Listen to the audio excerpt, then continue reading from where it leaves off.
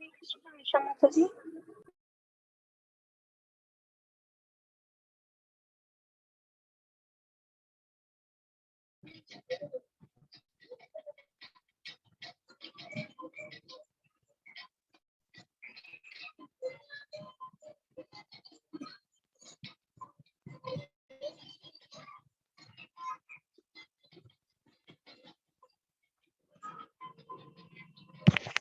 हरे कृष्ण माता जी, is that you? Hare Krishna माता जी। आप को होस्ट आशा माता जी है ना माता जी? हरे कृष्ण माता जी, हाँ जी कहिए। जी माता जी, आप को होस्ट है ना? हाँ जी हाँ जी। जी जी, कंफर्मेशन के लिए को होस्ट बना लिया माता जी को। Okay thank you. Hare Krishna. Hare Krishna.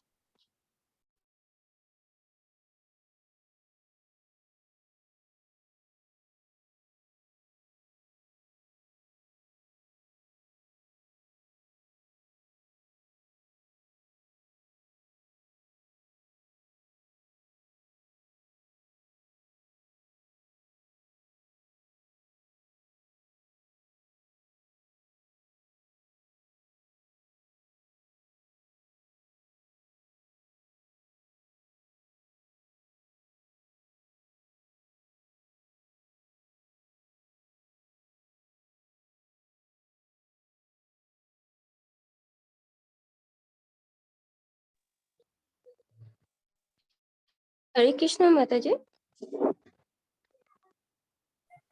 Hare Krishna माता जी। क्या भजन कोई प्ले करते हम जब तक? जी माता जी, प्ले कीजिए। ओके।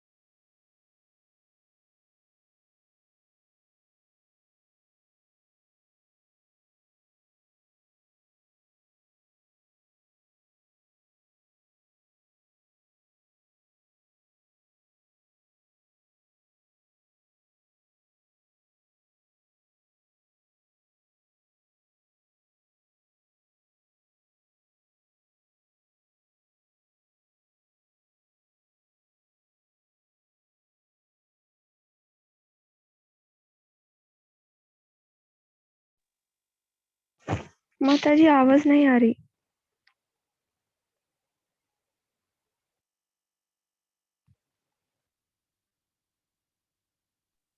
हरे कृष्ण माता जी। हरे कृष्ण माता जी। प्ले कर दूं ना इन्हें? प्ले करने के बाद आवाज नहीं आ रही माता जी। ओके ओके, मैं चेक करती हूँ। जी।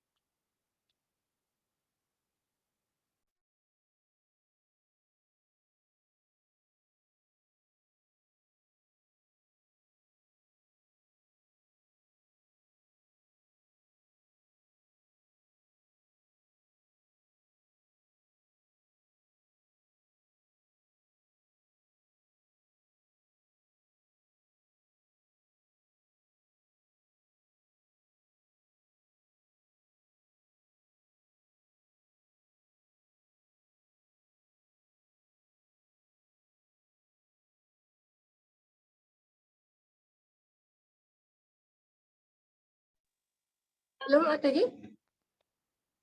जी माता जी। आ रही है अब प्ले किया आ रही है साउंड? नहीं माता जी। स्क्रीन शेयर नहीं हो रहा ना? स्क्रीन शेयर हुआ पर अब नहीं। हाँ, मतलब साउंड नहीं आ रहा? हाँ नहीं नहीं, कोई आवाज नहीं आ ओके। रही।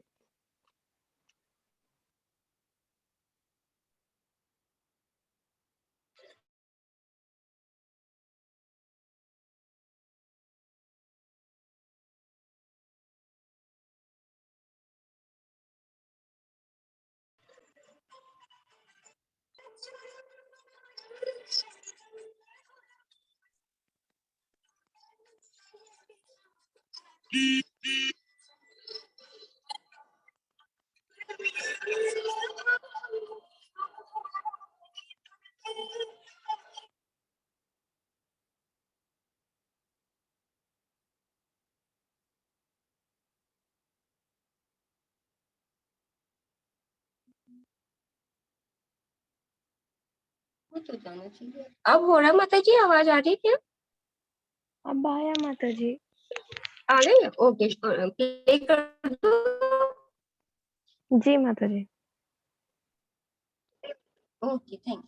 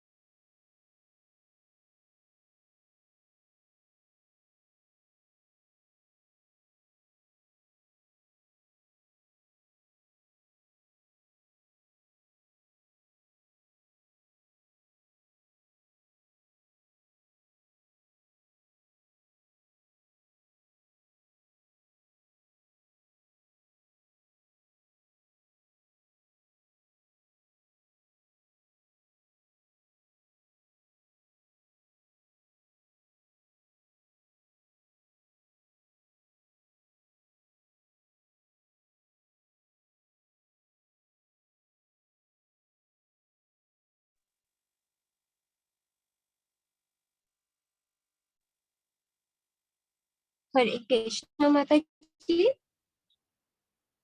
हरे कृष्णा माता जी। अभी कंटिन्यू करना है कि अभी स्टार्ट कर रहे हैं? वी कैन स्टार्ट माता जी। ओके, कीजिए।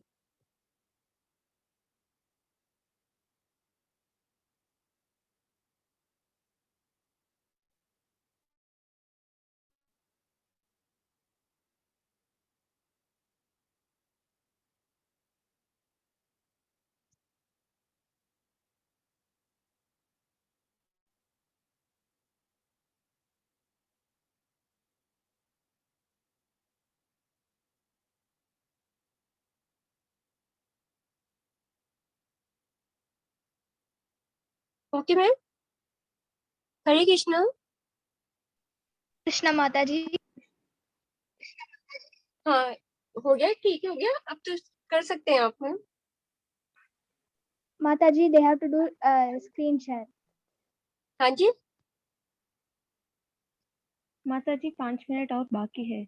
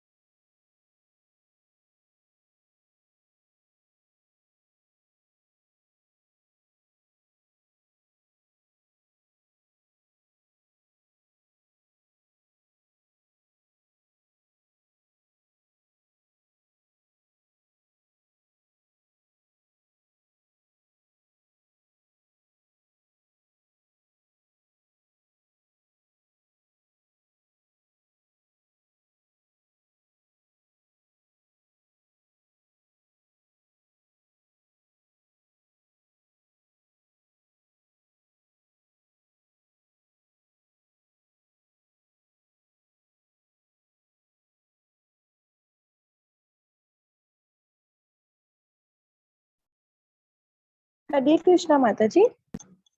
हरे कृष्णा माता जी। स्टार्ट करें? यस माता जी जी। माता जी। ओम श्री परमात्मने नमः। अथ चतुर्दशोऽध्यायः गुणत्रय विभाग योगः। श्रीभगवानुवाच परं भूयः प्रवक्ष्यामि ज्ञानानाज्ञानमुत्तमं यज्ञत्वा मुनयः सर्वे परां सिद्धिमितो गताः। अर्थात भगवान ने कहा, अब मैं तुमसे समस्त ज्ञानों में सर्वश्रेष्ठ इस परम ज्ञान को पुनः कहूंगा, जिसे जान लेने पर समस्त मुनियों ने परम सिद्धि प्राप्त की है। इदं ज्ञानमुपाश्रित्य मम सार्धं यमागताः सर्गेऽपि नोपजायन्ते प्रलये न व्यथन्ति च। इस ज्ञान में स्थिर होकर मनुष्य मेरे जैसी दिव्य प्रकृति स्वभाव को प्राप्त कर सकता है। इस प्रकार स्थित हो जाने पर वह ना तो सृष्टि के समय उत्पन्न होता है और न प्रलय के समय विचलित होता है। मम योनिर्महद् ब्रह्मं तस्मिन् गर्भं दधाम्यहं सम्भवः सर्वभूतानां ततो भवति भारत। हे भरतपुत्र, भ्रम नामक भौतिक वस्तु जन्म का स्रोत है और मैं इसी भ्रम को गर्भस्य करता हूँ, जिससे समस्त जीवों को जन्म होता है। सर्वयोनिषु कौन्तेय मूर्तयः सम्भवन्ति याः तासां ब्रह्ममहद्योनिः रहं बीजप्रदः पिता। हे कुंती पुत्र, तुम ये समझ लो कि समस्त प्रकार की जीव योनियां इस भौतिक प्रकृति में जन्म द्वारा संभव है और मैं उनका बीज प्रदाता पिता हूँ। सत्वं रजस्तम इति गुणाः प्रकृति संभवाः निबध्नन्ति महाबाहो देहे देहिनमव्ययम्। भौतिक प्रकृति 3 गुणों से युक्त है। यह है सतो, रजो तथा तमोगुण। हे महाभाव अर्जुन, जब शाश्वत जीव प्रकृति के संसर्ग में आता है तो वह इन गुणों से बंध जाता है। तत्र सत्वं निर्मलत्वात् प्रकाशकमनामयं सुखसंगेन बध्नाति ज्ञानसंगेन चानघ।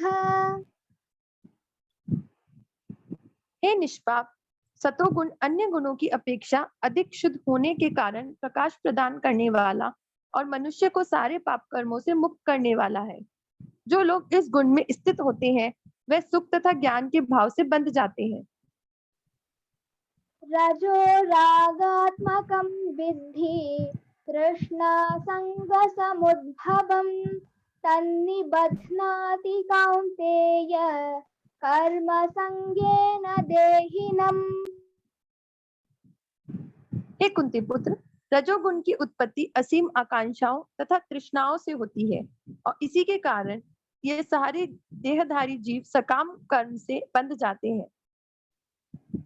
तमस्त्वज्ञानजं विद्धि मोहनं सर्वदेहिनां प्रमादालस्य निद्राभिः सन्निबध्नाति भारत। हे भरतपुत्र, तुम जान लो कि अज्ञान से उत्पन्न तमोगुण समस्त देहधारी जीवों का मोह है। इस गुण के प्रतिफल पागलपन, प्रमाद, आलस तथा नींद है, जो बद्धजीव को बांधते हैं। सत्वं सुखे संजयति रजः कर्मणि भारत ज्ञानमावृत्य तु तमः प्रमादे संजयत्युत। हे भरतपुत्र, सतोगुण मनुष्य को सुख से बांधता है, रजोगुण सकाम कर्म से बांधता है और तमोगुण मनुष्य के ज्ञान को ढककर उसे पागलपन से बांधता है। रजस्तमश्चापि भूयः सत्वं भवति भारत रजः सत्वं तमश्चैव तमः सत्वं रजस्तथा। हे भरत पुत्र, कभी कभी सतोगुण रजोगुण तथा तमोगुण को परास्त करके प्रधान बन जाता है, तो कभी रजोगुण सतो तथा तमोगुणों को परास्त कर देता है, और कभी होता है कि तमोगुण सतो तथा रजोगुणों को परास्त कर देता है। इस प्रकार श्रेष्ठता के लिए निरंतर स्पर्धा चलती रहती है। सर्वद्वारेषु देहेऽस्मिन् प्रकाश उपजायते ज्ञानं यदा तदा विद्याद् विवृद्धं सत्त्वमित्युत। सतोगुण की अभिव्यक्ति तो तभी अनुभव किया जा सकता है जब शरीर के सारे द्वार ज्ञान के प्रकाश से प्रकाशित होते हैं। लोभः प्रवृत्तिरारम्भः कर्मणामशमस्पृहा रजस्येतानि जायन्ते विवृद्धे भरतर्षभ। हे भरतवंशियों में प्रमुख, जब रजोगुण में वृद्धि हो जाती है तो अत्यधिक आसक्ति, सकाम कर्म, गहन उद्यम तथा अनियंत्रित इच्छा एवं लालसा के लक्षण प्रकट होते हैं। अप्रकाशो प्रवृत्तिश्च प्रमादो मोह एव च तमस्येतानि जायन्ते विवृद्धे कुरु नन्दन। जब तमोगुण में वृद्धि हो जाती है तो हे कुरुपुत्र, अंधेरा, जड़ता, प्रमत्तता तथा मोह का प्राकट्य होता है। यदा सत्त्वे प्रवृद्धे तु प्रलयं याति देहभृत् तदोत्तमविदां लोकान् अमलान् प्रतिपद्यते। जब कोई सतोगुण में मरता है तो उसे महर्षियों के विशुद्ध उच्चतर लोकों की प्राप्ति होती है। रजसी प्रलयं गत्वा कर्मसङ्गिषु जायते तथा प्रलीनस्तमसि मूढयोनिषु जायते। जब कोई रजोगुण में मरता है तो वह सकाम कर्मियों के बीच जन्म ग्रहण करता है, और जब कोई तमोगुण में मरता है तो वह पशु योनि में जन्म ग्रहण धारण करता है। कर्मणः सुकृतस्याहुः सात्विकं निर्मलं फलं रजसस्तु फलं दुःखम् अज्ञानं तमसः फलम्। पुण्य कर्म का फल शुद्ध होता है और सात्विक कहलाता है, लेकिन रजोगुण में संपन्न कर्म का फल दुख होता है और तमोगुण में किए गए कर्म मूर्खता में प्रतिफलित होते हैं। सत्त्वात् संजायते ज्ञानं रजसो लोभ एव च प्रमादमोहौ तमसो भवतो ज्ञानमेव च। सतोगुण से वास्तविक ज्ञान उत्पन्न होता है, रजोगुण से लोभ उत्पन्न होता है और तमोगुण से अज्ञान, प्रमाद और मोह उत्पन्न होता है। ऊर्ध्वं गच्छन्ति सत्त्वस्था मध्ये तिष्ठन्ति राजसाः जघन्यगुणवृत्तिस्थाः अधो गच्छन्ति तामसाः। सतोगुणी व्यक्ति क्रमशः उच्च लोकों को ऊपर जाते हैं, रजोगुणी इसी पृथ्वी लोक में रह जाते हैं, और जो अत्यंत गर्हित तमोगुण में स्थित है वे नीचे नरक लोकों को जाते हैं। नान्यं गुणेभ्यः कर्तारं यदा दृष्टानुपश्यति गुणेभ्यश्च परं वेति मद्भावं सोऽधिगच्छति। जब कोई यह अच्छी तरह जान लेता है कि समस्त कार्यों में प्रकृति के तीनों गुणों के अतिरिक्त अन्य कोई कर्ता नहीं है, और जब वह परमेश्वर को जान लेता है तो इन तीनों गुणों से परे है, तो वह मेरे दिव्य स्वभाव को प्राप्त होता है। गुणानेतानतीत्यत्रीन् देहि देह समुद्भवान् जन्म मृत्यु जरा दुःखैर् विमुक्तोऽमृतपर्ष्णुते।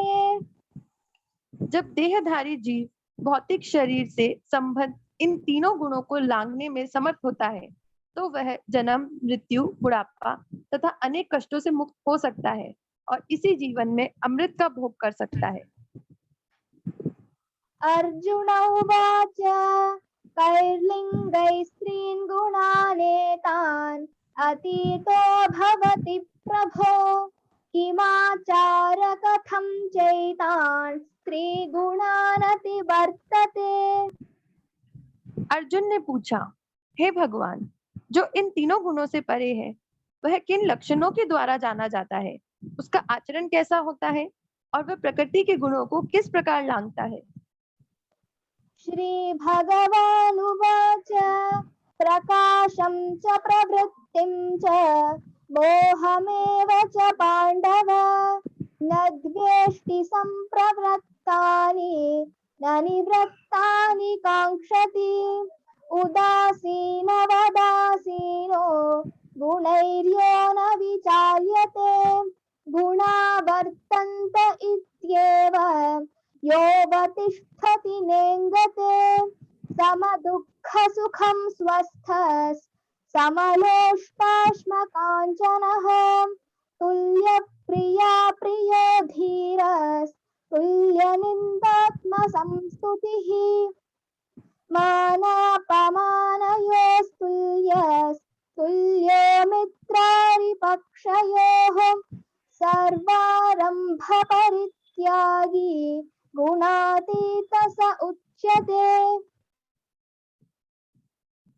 भगवान ने कहा, हे पांडुपुत्र, जो प्रकाश, आसक्ति तथा मोह के उपस्थित होने पर ना तो उससे घृणा करता है और न लुप्त हो जाने पर उनकी इच्छा करता है, जो भौतिक गुणों की इस समस्त परिक्रियाओं से निश्चल तथा अविचलित रहता है और यह जानकर कि केवल गुण ही क्रियाशील है, उदासीन तथा दिव्य बना रहता है, जो अपने आप में स्थित है और सुख तथा दुख को एक समान मानता है, जो मिट्टी के ढेले, पत्थर एवं स्वर्ण के टुकड़ों को समान दृष्टि से देखता है, जो अनुकूल तथा प्रतिकूल के प्रति समान बना रहता है, जो धीर है और प्रशंसा तथा बुराई, मान तथा अपमान में समान भाव से रहता है, जो शत्रु तथा मित्र के साथ समान व्यवहार करता है और जिसने सारे भौतिक कार्यों का परित्याग कर दिया है, ऐसे व्यक्ति को प्रकृति के गुणों से अतीत कहते हैं। मां च यो व्यभिचारेण भक्ति योगेन सेवते सगुणान् समितीत्यैतान् ब्रह्म भूयाय कल्पते। जो समस्त परिस्थितियों में अविचलित भाव से पूर्ण भक्ति में प्रवृत्त होता है, वह तुरंत ही प्रकृति के गुणों को लांघ जाता है और इस प्रकार ब्रह्म के स्तर तक पहुंच जाता है। ब्रह्मणो हि प्रतिष्ठाहम् अमृतस्य व्ययस्य च शाश्वतस्य च धर्मस्य सुखस्यैकान्तिकस्य च। और मैं ही उस निराकार ब्रह्म का आश्रय हूँ, जो अमृत्य, अविनाशी तथा शाश्वत है और चरम सुख का स्वाभाविक पद है। हरे कृष्णा। हरे कृष्णा। ओम तत्सदिति श्रीमद्भगवद्गीतासु उपनिषत्सु ब्रह्म विद्यायां योगशास्त्रे श्रीकृष्णार्जुन संवादे गुणत्रय विभाग योगो नाम चतुर्दशोऽध्यायः। हरि ओम। हरे कृष्णा। हरे कृष्णा माता जी। हरे कृष्णा। हरे कृष्णा माता जी। हरे कृष्णा प्रभु। हरे कृष्ण माता जी। हरे कृष्णा। हरे कृष्णा माता जी। हरे कृष्णा। हरे माता।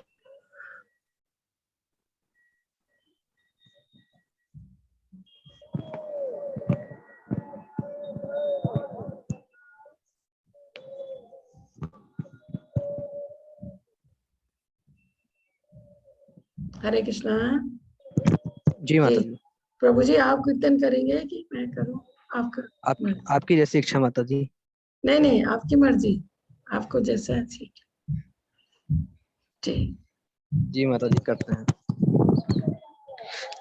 हरिहराय नमः कृष्ण यादवाय नमः यादवाय माधवाय केशवाय नमः हरिहराय नमः कृष्ण यादवाय नमः यादवाय माधवाय केशवाय नमः गोपाल गोविंद राम श्री मधुसूदना गिरधारी गोपीनाथ मदन मोहना गोपाल गोविंद राम श्री मधुसूदना गिरधारी गोपीनाथ मदन मोहना श्री हरिहराय नमः कृष्ण यादवाय नमः यादवाय माधवाय केशवाय नमः श्री चैतन्य नित्यानंद श्री अद्वैत सीता हरि गुरु वैष्णव भागवत गीता श्री चैतन्य नित्यानंद श्री अद्वैत सीता हरि गुरु वैष्णव भागवत गीता हरिहराय नमः कृष्ण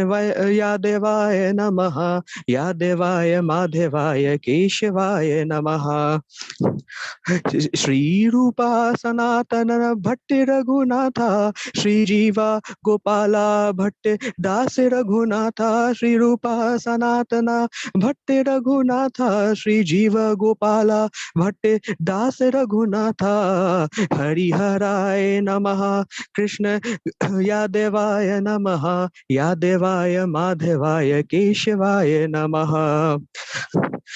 एहि चाय गोसाइर कोरी चरण वंदन जहाँ होइते विघ्न नाश अभिष्ट पुराण एहि चाय गोसाइर कोरी चरण वंदन जहाँ होइते विघ्न नाश अभिष्ट पुराण एहि चाय गोसाई जार मोई तार दास ता सवार पद रेणु मोर पंचे ग्रास एहि चाय गोसाई जार मोहि तारे दास ता सवार पद रेणु मोर पंचे ग्रास तादेर चरण सेवी भक्त सने बास जन्म जन्म होए अभिलाष तादेर चरण सेवी भक्त सने बास जन्म जन्म होए अभिलाष एहि छाय गोसाई जब ब्रजे कोइला बास राधे कृष्णा नित्य लीला कोरिला प्रकाश एहि चाय गोसाई जब ब्रजे कोइला बास राधे कृष्णा नित्य लीला कोरिला प्रकाश हरिहराय नमः कृष्ण यादवाय नमः यादवाय माधवाय केशवाय नमः आनंदे बोलो हरि भज वृंदावन श्री गुरु वैष्णव पदे मजाय मन आनंदे बोलो हरि भजे वृंदावन श्री गुरु वैष्णव पदे मजाय मन श्री गुरु वैष्णव पदे पद में कोरी आस नमः श्री नमः सने कीर्तन को हे नरोत्तम दास श्री गुरु वैष्णव पदा पद में कोरी आस नमः सने कीर्तन को हे नरोत्तम दास हरिहराय नमः कृष्ण यादवाय नमः यादवाय माधवाय केशवाय नमः हरिहराय नमः कृष्ण यादवाय नमः यादवाय माधवाय केशवाय नमः गोपाल गोविंद राम श्री मधुसूदन गिरिधारी गोपीनाथ मदन मोहन गोपाल गोविंद राम श्री मधुसूदन गिरिधारी गोपीनाथ मदन मोहन हरे राम राम राम हरे हरे हरे कृष्ण कृष्ण कृष्ण हरे हरे हरे राम राम राम हरे हरे हरे कृष्ण कृष्ण कृष्ण हरे हरे हरे राम राम हरे हरे हरे कृष्ण कृष्ण कृष्ण हरे हरे हरे राम राम हरे हरे हरे कृष्ण कृष्ण कृष्ण हरे हरे हरे राम राम हरे हरे हरे कृष्ण कृष्ण कृष्ण हरे हरे हरे राम राम हरे हरे हरे कृष्ण कृष्ण कृष्ण हरे हरे हरि बोल हरि हरि हरि बोल हरि बोल हरि हरि हरि बोल हरि बोल हरि हरि हरि बोल हरि बोल हरि हरि बोल हरे कृष्ण माता जी। हरे कृष्णा प्रभु जी, हरे कृष्णा, बहुत बहुत धन्यवाद। हरे जी हे माता जी कृष्ण कोई बहुत करुणा, नहीं प्रभु जी बहुत अच्छा है। हे कृष्ण करुणा सिंधु दीन बंधु जगतपति रूपेश गोपिका कांतम राधा कांतम नमोस्तुते। तप्त कंचन गौरांगी राधे वृंदावनेश्वरी बृषभानुसुते देवी प्रणमामि हरिप्रिये। नमः ओम विष्णुपादाय कृष्ण पृष्ठाय भूतले श्रीमते भक्ति वेदांत स्वामी इति नामिने। नमस्ते सरस्वती देवे गौरवाणी प्रचारिणे निर्विशेषा शून्यवादी पाश्चात्य सतारिणे। जय हो श्री कृष्ण चैतन्य प्रभु नित्यानंद श्री अद्वैत गदाधर शिवासादि गौर भक्तवृंद। हरे कृष्ण कृष्ण कृष्ण हरे हरे, हरे राम राम राम हरे हरे। हरे कृष्ण प्रभु, बहुत समय है जी माता जी, अभी तो 10 मिनट समय है। अगर कोई प्रश्न माता जी से पूछना चाहे तो आप हैंड रेस कर सकते हैं। अभी बहुत कम लोग हैं। जी माता, अभी तो 31 लोग हैं। जी थोड़ा समय लगेगा। अगर किसी का प्रश्न है तो आप हैंड रेस कर लें, माता जी से प्रश्न पूछ लें। जी हाँ कृष्णा।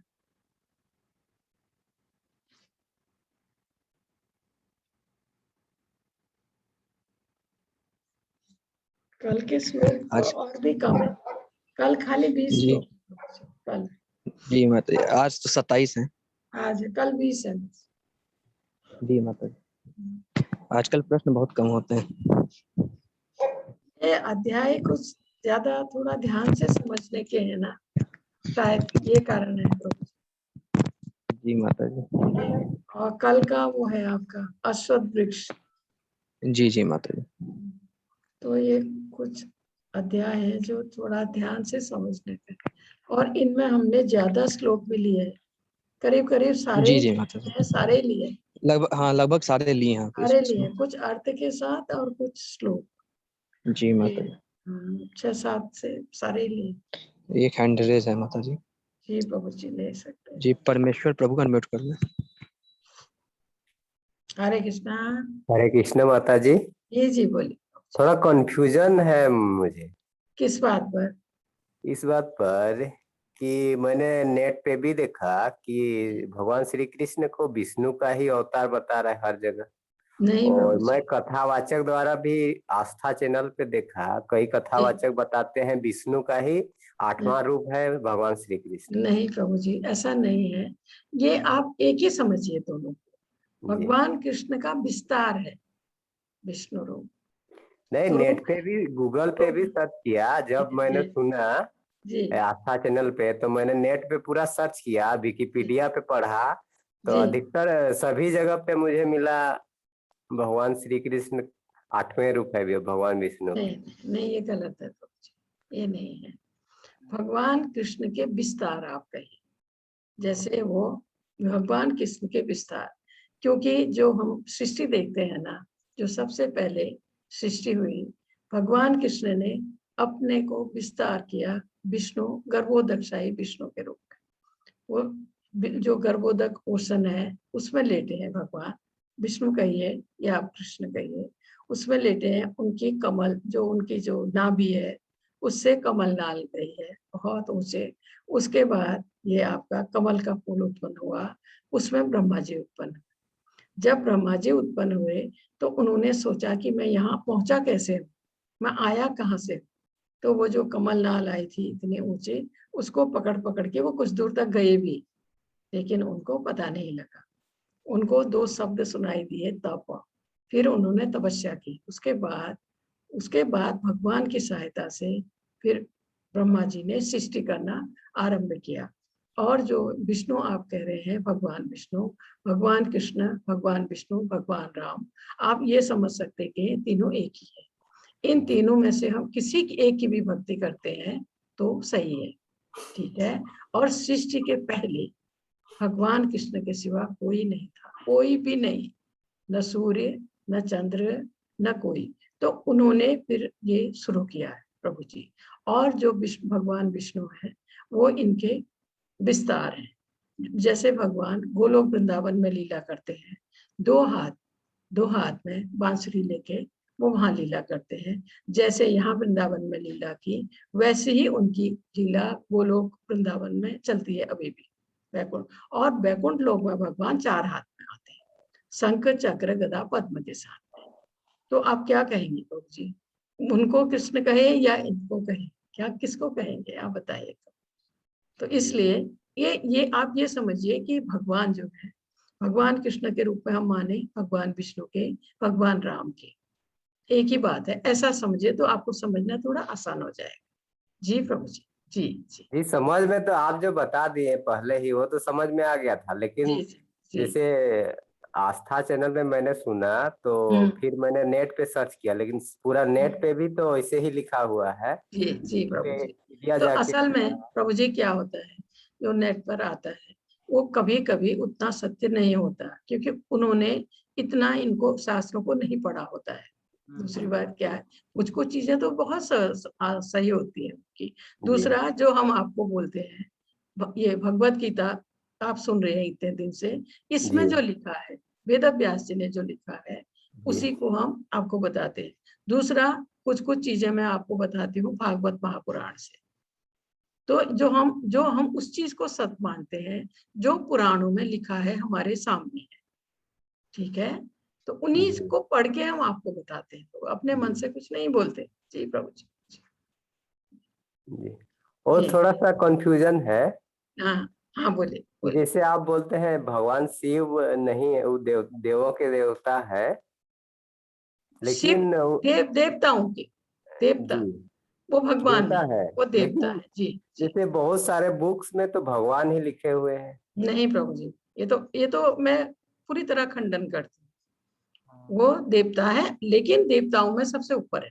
देवों के देव महादेव कहते हैं ना, जैसे नेट पे भी देवताओं में। भगवान नहीं, नेट नहीं, पे भी भगवान नहीं लिखा गलत है। हुआ है, जैसे लिखा प्रभु जितने जी भी लिखा जितने भी हुआ है, प्रोग्राम आते हैं। सुनिए सुनिए, लिखा है तो गलत है।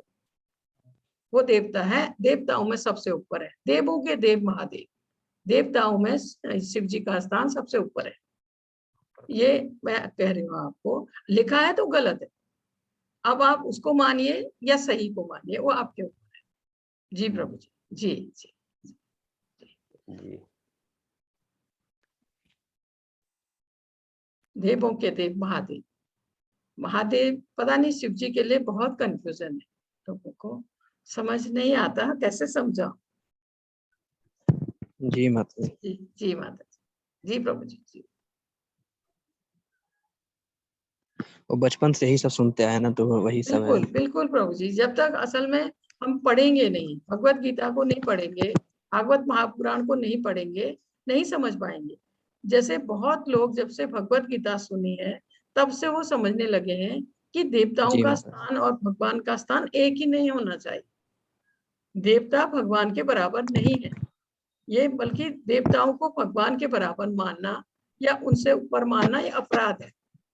तो ये जी चीजें प्रभु जी जब भगवत गीता सुन रहे हैं ना तब समझ पा रहे हैं, किसी को पता ही नहीं था। सबके घर में राम दरबार लगे, सब देवताओं को साथ रखा है, उसी में भगवान भी है।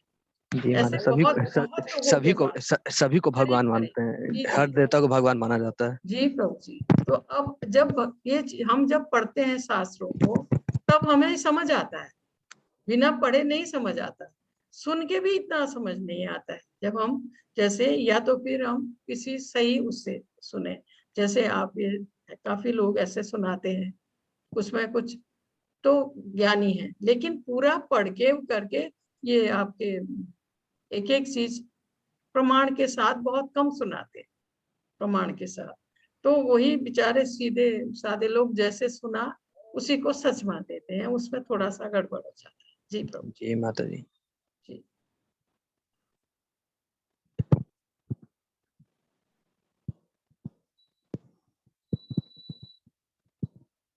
ठीक है, हैंड और माता जी ले लें क्या? ले लीजिए बाबू जी फटाफट। जी हरे वीरेंद्र प्रभु कृष्णा। अनम्यूट कर लें।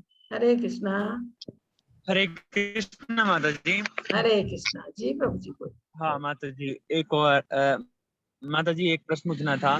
माता जी हमारे शास्त्रों में और ऐसा आता है कि जब ग्रहण लगता है तो राहु वो ग्रसता है सूर्य भगवान को। माता जी ऐसा किस कॉन्सेप्ट के आधार पर कहा जाता है?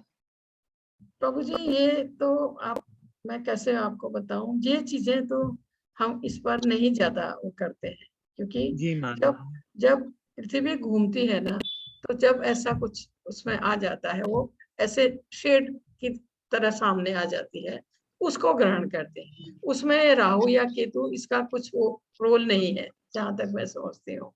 जब वो हाँ घूम माता रही जी, है यही जी, यही लगता पृथ्वी है। घूमते हुए जब ऐसे शेड आ जाता है चंद्रमा के सामने या सूर्य के सामने, तो वो ग्रहण ग्रहण हम उसको कहते हैं उसमें। हाँ तो माता जी, उसमें मगर वो तो माता जी पता है, मगर ऐसा लिखा है तो थोड़ा सा कंफ्यूजन आ जाता है माता जी। मुझे और हम तो एक वही वही मानते हैं। इसमें राहु और केतु का मुझे नहीं लगता है कोई वो रोल है। जी माता जी, यही हमें भी लगता है, मगर हमने एक बार चौपाई में पढ़ा था कि केतु देखो देवताओं के द्वारा कष्ट देखो उसका वध भी किया भगवान ने, फिर भी वो सूर्य भगवान को ग्रसता है, तो इसलिए माता जी थोड़ा नहीं, उसका वध किया था प्रभु जी, लेकिन वो बच गया। हाँ ये माँ। क्या हुआ था, जब समुद्र मंथन में जब भगवान अमृत बांट रहे थे देवताओं को, वो भेष बदलकर, देवताओं का भेष बदलकर उसी लाइन में जाके बैठ गया केतु। जी जब तक भगवान ने उसको पहचाना, वो अमृत अपने मुंह में ले चुका था। जैसे ही जी भगवान को पता लगा, उसकी गर्दन उन्होंने अलग कर दी, तब भी वो बच गया, क्योंकि थोड़ा सा चला गया था उसके, भेष बदल के देवताओं की लाइन में बैठ गया था, ताकि वो भी चुपके से अमृत ले ले। तो भगवान ने मार दिया था उसको, लेकिन जरा सा बूंद चली गई थी उसके मुंह में, इससे वो बचा था। तो ये चीजें नहीं प्रभु जी, ये चीजें हमको नहीं सच लगती है। सच वही है कि वो घूमते हुए वो शेड पड़ जाता है, तो वो थोड़ी समय के लिए इसलिए। लेकिन ये खगोल विद्या भी है बहुत बड़ी, इसके बारे में मैं ज्यादा नहीं कह सकती। ये जी खगोल माता जी, विद्या धन्यवाद। जी। हरे कृष्णा, हरे कृष्णा, हरे कृष्णा। भगवत गीता के 14वें अध्याय में हम पहुंच गए हैं, जो है गुणत्रय विभाग योग, या प्रकृति के 3 गुण। ये पूरा अध्याय प्रकृति के 3 गुणों के ऊपर है, जो हम आज इसको पढ़ने जा रहे हैं। वैसे थोड़ा हमने इस बारे में पहले पढ़ा है, लेकिन आज का पूरा अध्याय प्रकृति के 3 गुणों के ऊपर है, इसमें वर्णन हुआ है। तो इसका ये कहा गया है, इसका पहला श्लोक जो है, श्री भगवानो वाच परम भूया प्रवक्ष्यामि ज्ञानानां ज्ञानमुत्तमं यज्ञात्वा मुनयः सर्वे पराम सिद्धि मितो गतः। भगवान ने कहा, अब मैं तुमसे समस्त ज्ञानों में सर्वश्रेष्ठ इस परम ज्ञान को पुनः कहूंगा, जिसे जान लेने पर समस्त मुनियों ने परम सिद्धि प्राप्त की है। भगवान कह रहे हैं कि वो हर अध्याय में अर्जुन को ज्ञान देते जा रहे हैं, बताते जा रहे हैं। वो कह रहे हैं, अब मैं तुमसे समस्त ज्ञानों में सर्वश्रेष्ठ, क्योंकि इससे पहले भी उन्होंने कहा है कि मैं तुम्हें ये गुह्य ज्ञान, गोपनीय ज्ञान बता रहा हूँ, जिसको जानने के बाद तुमको और किसी चीज को जानने की आवश्यकता नहीं रहेगी। लेकिन आज वो फिर से कह रहे हैं कि ज्ञानों में सर्वश्रेष्ठ इस परम ज्ञान को पुनः दोबारा कहूंगा, जिसे जान लेने पर समस्त मुनियों ने परम सिद्धि प्राप्त की है, समस्त मुनियों ने। और जो ये अध्याय है हमारा, ये है भगवान कह रहे हैं इसमें कि यदि कोई इस अध्याय को दार्शनिक चिंतन द्वारा भली भांति समझ ले, तो उसे भक्ति का ज्ञान हो जाएगा। विनय पूर्वक ज्ञान का विकास करते हुए भाव बंधन से छूटा जा सकता है। प्रकृति के गुणों के संगति के फलस्वरूपी जीव इस भौतिक जगत में बद्ध है। प्रकृति के 3 गुण जो भी इस भौतिक जगत में जन्म लेता है, प्रकृति के गुण उसको बांध लेते हैं, उनसे निकलना मुश्किल है, इसमें कहा है। और ये गुण है जो सतोगुण, रजोगुण, तमोगुण, और ये भी इस अध्याय में बताया गया है कि ये किस तरह व्यक्ति को बंधन में बांधते हैं और किस तरह ये व्यक्ति को मोक्ष प्रदान करते हैं, इसके बारे में इस अध्याय में वर्णन हुआ है। दूसरा यहाँ दिखाए हैं ये नवयोगेंद्र। हमने भरत महाराज के बारे में पढ़ा था, वो ऋषभ देव के सबसे बड़े पुत्र थे, ये भरत महाराज के भाई हैं नवयोगेंद्र। तो इसमें कहा गया है ना कि इसको जानने के बाद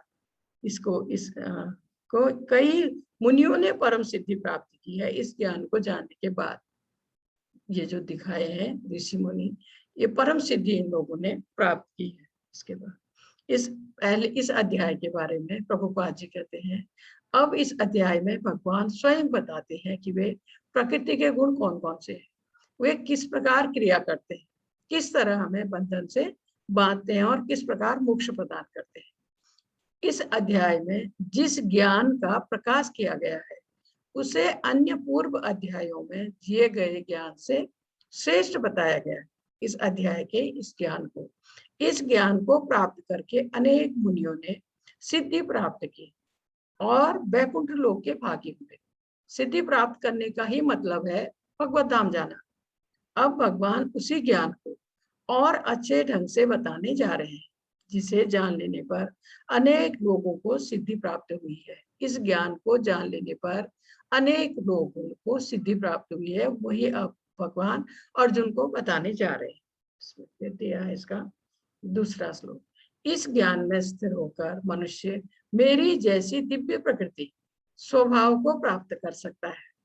इस प्रकार स्थित हो जाने पर वह न तो सृष्टि के समय उत्पन्न होता है और न प्रलय के समय विचलित होता है। ऐसे भगवान ने समझाया है कि जो इस ज्ञान में स्थिर होकर जो ये जान लेगा कि ये भौतिक बंधन हमें बांधे हुए है ना, जो प्रकृति के 3 गुणों के द्वारा, इससे हम कैसे निकले, इससे निकलने का उपाय है भगवत भक्ति।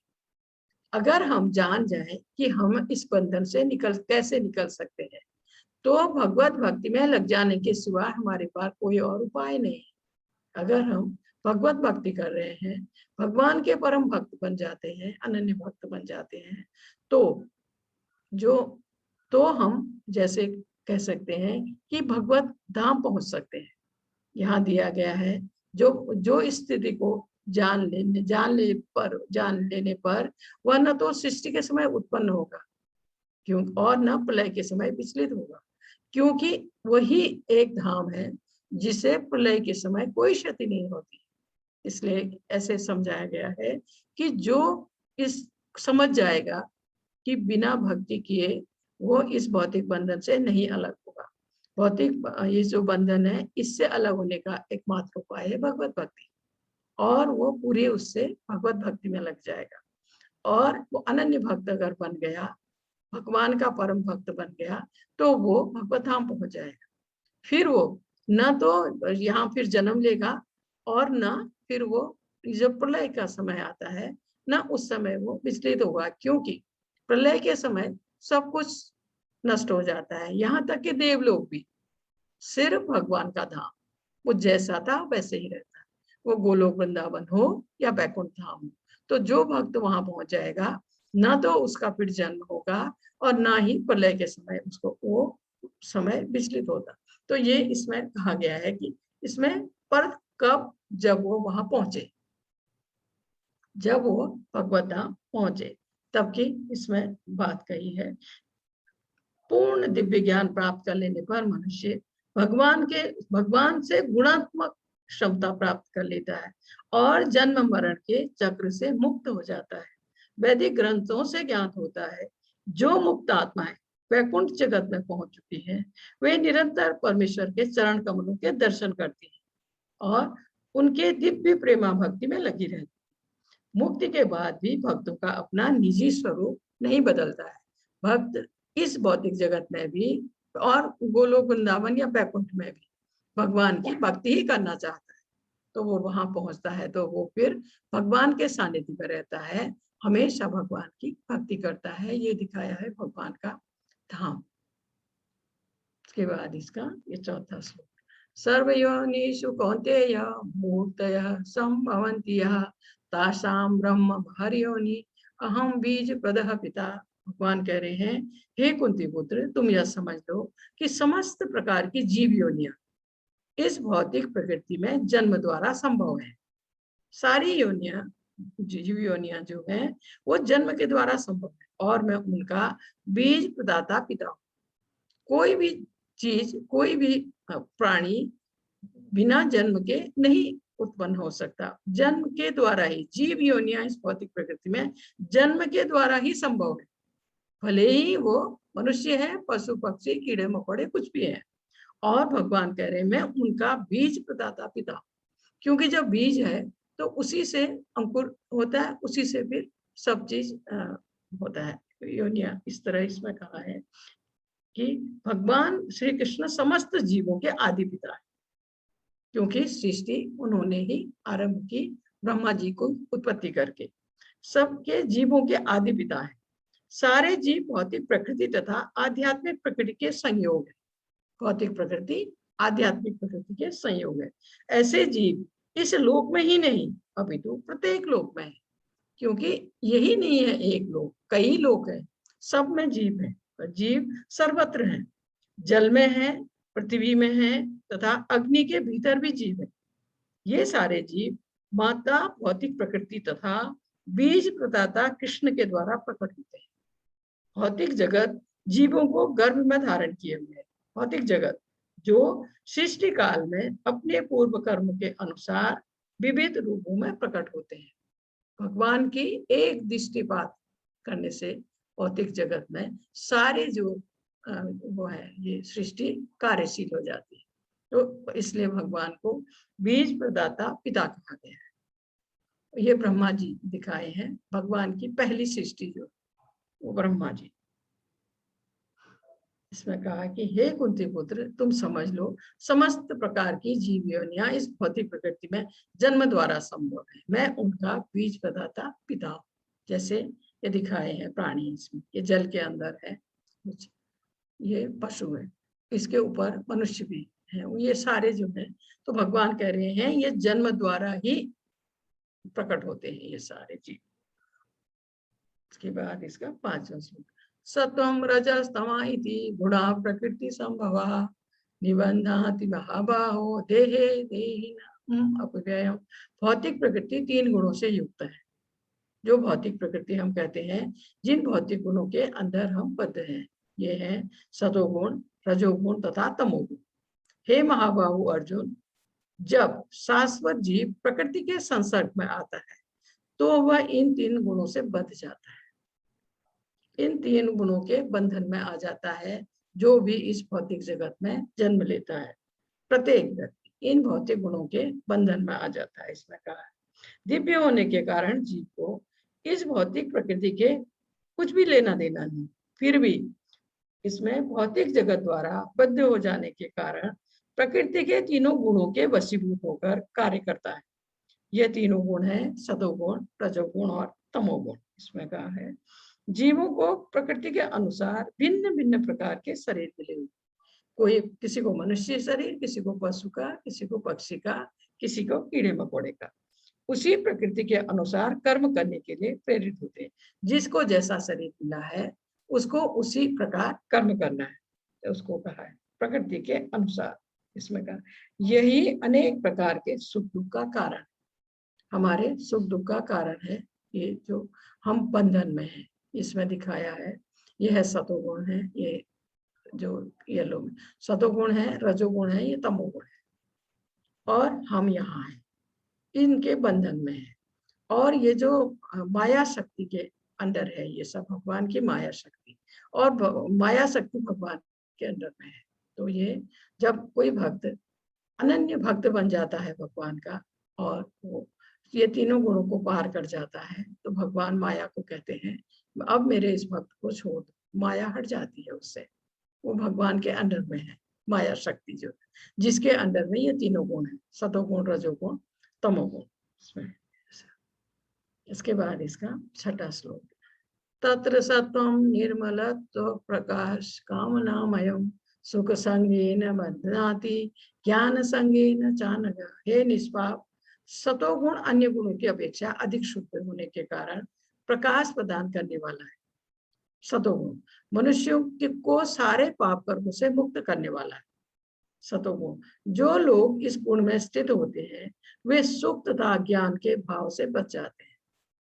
इन 3 गुणों में सतोगुण को अधिक महत्व दिया गया है। सतोगुण में व्यक्ति क्या है, एक तो शुद्ध रहता है आंतरिक बाह्य रूप से। आंतरिक रूप से भगवान की भक्ति करने से, भगवत नाम का ध्यान करने से, जप करने से, तो जो हमारे मन के अंदर जो मैल है, काम, क्रोध, लोभ, मोह, ईर्ष्या, द्वेष, ये सब धीरे धीरे धुल जाता है, साफ हो जाता है।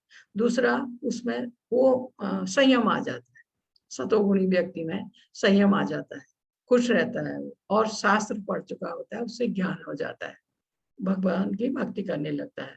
तो ये सतोगुणी व्यक्ति के ये गुण है, इससे वो क्या है कि सतो गुण अन्य गुणों की अपेक्षा अधिक शुद्ध होने के कारण, क्योंकि वो अपने को व्यक्ति शुद्ध रखता है।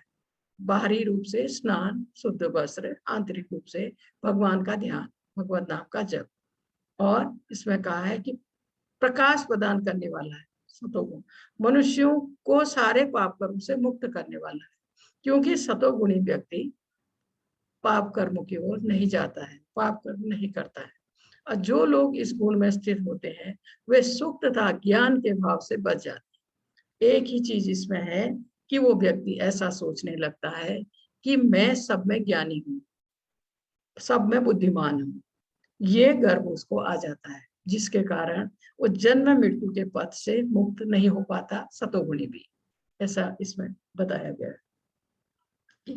सतोगुण पर विचार किया गया है। प्रकृति द्वारा किए गए जीव कई प्रकार के होते हैं, कोई सुखी है तो कोई अत्यंत कर्मठ है, कोई असहाय है। इस जगत में सतोगुण विकसित करने का लाभ यह होता है कि मनुष्य अन्य बुद्धिजीवों के से की तुलना अधिक चतुर हो जाता है। सतोगुणी पुरुष भौतिक कष्ट उतना नहीं सहता है।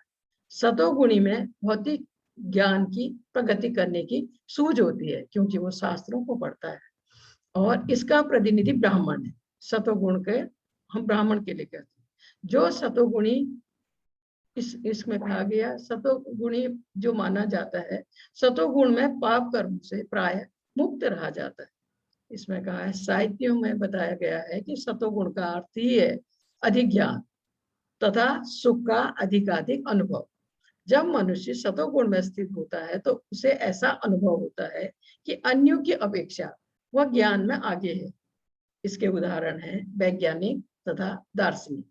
इनमें से प्रत्येक को अपने ज्ञान का गर्व रहता है, जिसके कारण वे बार बार जन्म मृत्यु के चक्र से नहीं निकल पाते, क्योंकि उन्हें गर्व हो जाता है कि हम सबसे ज्यादा बुद्धिमान हैं। ऐसा बताया। इसके बाद आता है रजोरागात्मकं बुद्धि तृष्णा संग समुद्भवम् तत्रि बदनाति कौन्तेय कर्म संगेन देहिना। हे कुंती पुत्र, रजोगुण की उत्पत्ति असीम आकांक्षा तथा तृष्णाओं से होती है, रजोगुण, और इसी के कारण से वह देहधारी जीव सकाम कर्मों से बधा रहता है, अपने सकाम कर अपने सुख के लिए कार्य करता है, अपनी इंद्रिय तृप्ति में लगा रहता है। ये सकाम कर्म कहलाते हैं, इसमें लगा रहता है। और इसमें कहा गया है कि उसको उत्पत्ति असीम आकांक्षाओं तथा तृष्णाओं से होती है, इस गुण की उत्पत्ति। और ये देहधारी जीव अपने सकाम कर्म, अपने सुख, अब उसको अपने शरीर का सुख, अपनी इंद्रियों की तृप्ति, इसी में ये लगा रहता है। और इस जैसे पहले सतोगुण की तुलना ब्राह्मण से की गई है और रजोगुण की तुलना क्षत्रिय से की गई है। इसमें कहा है रजोगुण की विशेषता पुरुष तथा स्त्री का पारस्परिक आकर्षण, यह रजोगुण कहलाता है। जब इस रजोगुण में वृद्धि हो जाती है तो मनुष्य भौतिक भोग के लिए लालायित हो जाता है, भौतिक भोग चाहता है, अपना सुख चाहता है, यह इंद्रिय तृप्ति चाहता है, वह सुंदर संतान से घर सहित सुखी परिवार चाहता है। यह सब रजोगुण के प्रतिफल है। जब तक मनुष्य इसकी लालसा करता रहता है तब तक उसे कठिन श्रम करना पड़ता है। समाज में अपनी प्रतिष्ठा बनाए रखने के लिए मनुष्य को कर्म करना होता है। अतः सारा संसार ही न्यूनाधिक रूप से रजोगुणी है। जब सतोगुणी को ही मुक्ति नहीं मिल पाती तो रजोगुणी के विषय में क्या कहा जाए, क्योंकि जब सतोगुणी इतना आगे बढ़ चुका है, उसी को वो ही जब इस जन्म मृत्यु के चक्र से नहीं निकल पाता तो रजोगुणी कैसे निकल पाएगा। रजोगुणी तो ये सकाम कर्मों में बधा हुआ है, ऐसा इसमें कहा दिया गया है। और इसके बाद दिया है इसका तमस्त्व ज्ञानं जं विद्धि मोहनम सर्वदेहिना प्रमादालयस्य निद्रावि सतत निबंधनाति भारत। हे भरत पुत्र, तुम जान लो अज्ञान से उत्पन्न तमोगुण समस्त देहधारी जीवों का मोह है। यह है तमोगुण जो सबसे नीचे है, तमोगुण सबसे नीचे है। इसमें कहा गया है कि तुम जान लो कि अज्ञान से उत्पन्न तमोगुण समस्त देहधारी जीवों का मोह है। इस गुण के प्रतिफल पागल, प्रमाद, आलस तथा नींद है जो बुद्धिजीव को बांधती है। ये तमोगुणी के लिए कहा गया है। तमोगुण जो है ये निम्न गुण है। इन दोनों में इसको बुरा आप समझिए एक ढंग से। इससे कहा है तमोगुणी देहधारी जीव का अत्यंत विचित्र गुण है। यह सतोगुण से सर्वथा विपरीत उल्टा है। जो भी तमोगुण के फेर में पड़ता है वह पागल हो जाता है। पागल पुरुष यह नहीं समझ पाता कि कौन क्या है। वह प्रगति करने के बजाय अधोगति को प्राप्त होता है। वैदिक साहित्य में तमोगुण की परिभाषा इस प्रकार दी गई है। अज्ञान के वशीभूत होने पर कोई मनुष्य किसी वस्तु को यथारूप में नहीं समझ पाता है। प्रत्येक व्यक्ति देखता है कि उसके माता पिता की मृत्यु हुई और उसकी भी होगी, उसकी संतान की भी होगी, मृत्यु होगी, मृत्यु ध्रुव है। फिर भी वो पागल होकर धन संग्रह करता है, नित्य आत्मा की चिंता किए बिना कठोर श्रम करता है। यह पागलपन है और इस तरह वो आध्यात्मिक ज्ञान में कोई उन्नति नहीं कर पाता। तमोगुणी लोग अत्यंत आलसी होते, वे रजोगुणी व्यक्ति की तरह सक्रिय नहीं रहते। तमोगुण में लिप्त व्यक्ति आवश्यकता से अधिक सोता है। जो तमोगुण में है वो आलसी है, उसमें काम करने की शक्ति है पर वो काम नहीं करता है, वो ढीला ढाला वो है और अधिक भोजन करता है, अधिक सोता है और हमारे जो शास्त्र हैं उनके विरुद्ध कार्य करता है। ये तमोगुणी के बारे में इसमें कहा गया है। उसके बाद दिया इसका 9वां स्वत्वं सुखे संजयति रजः कर्मणि भारत ज्ञानमावृत्य तु तमः प्रमादे संजयत्युत। हे भरतपुत्र, सतोगुण मनुष्य को सुख में बांधता है।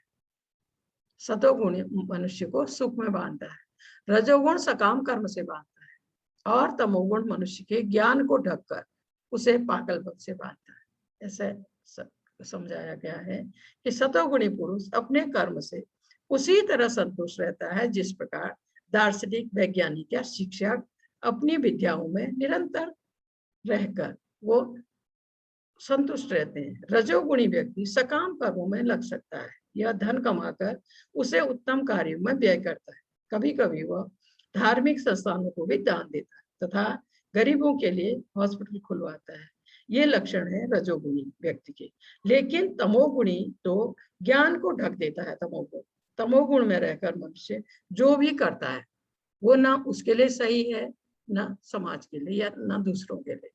वो जो करता है गलती करता है। यहाँ दिखाया है जो सतोगुणी है वो स्वर्ग तक जा सकता है, स्वर्ग का सुख भोग सकता है। सतोगुणी, रजोगुणी ये यहाँ ही इसी भौतिक उसमें आप देखिए इसको, ये युद्ध, क्योंकि असल में रजोगुणी की तुलना इससे क्षत्रिय से की गई है।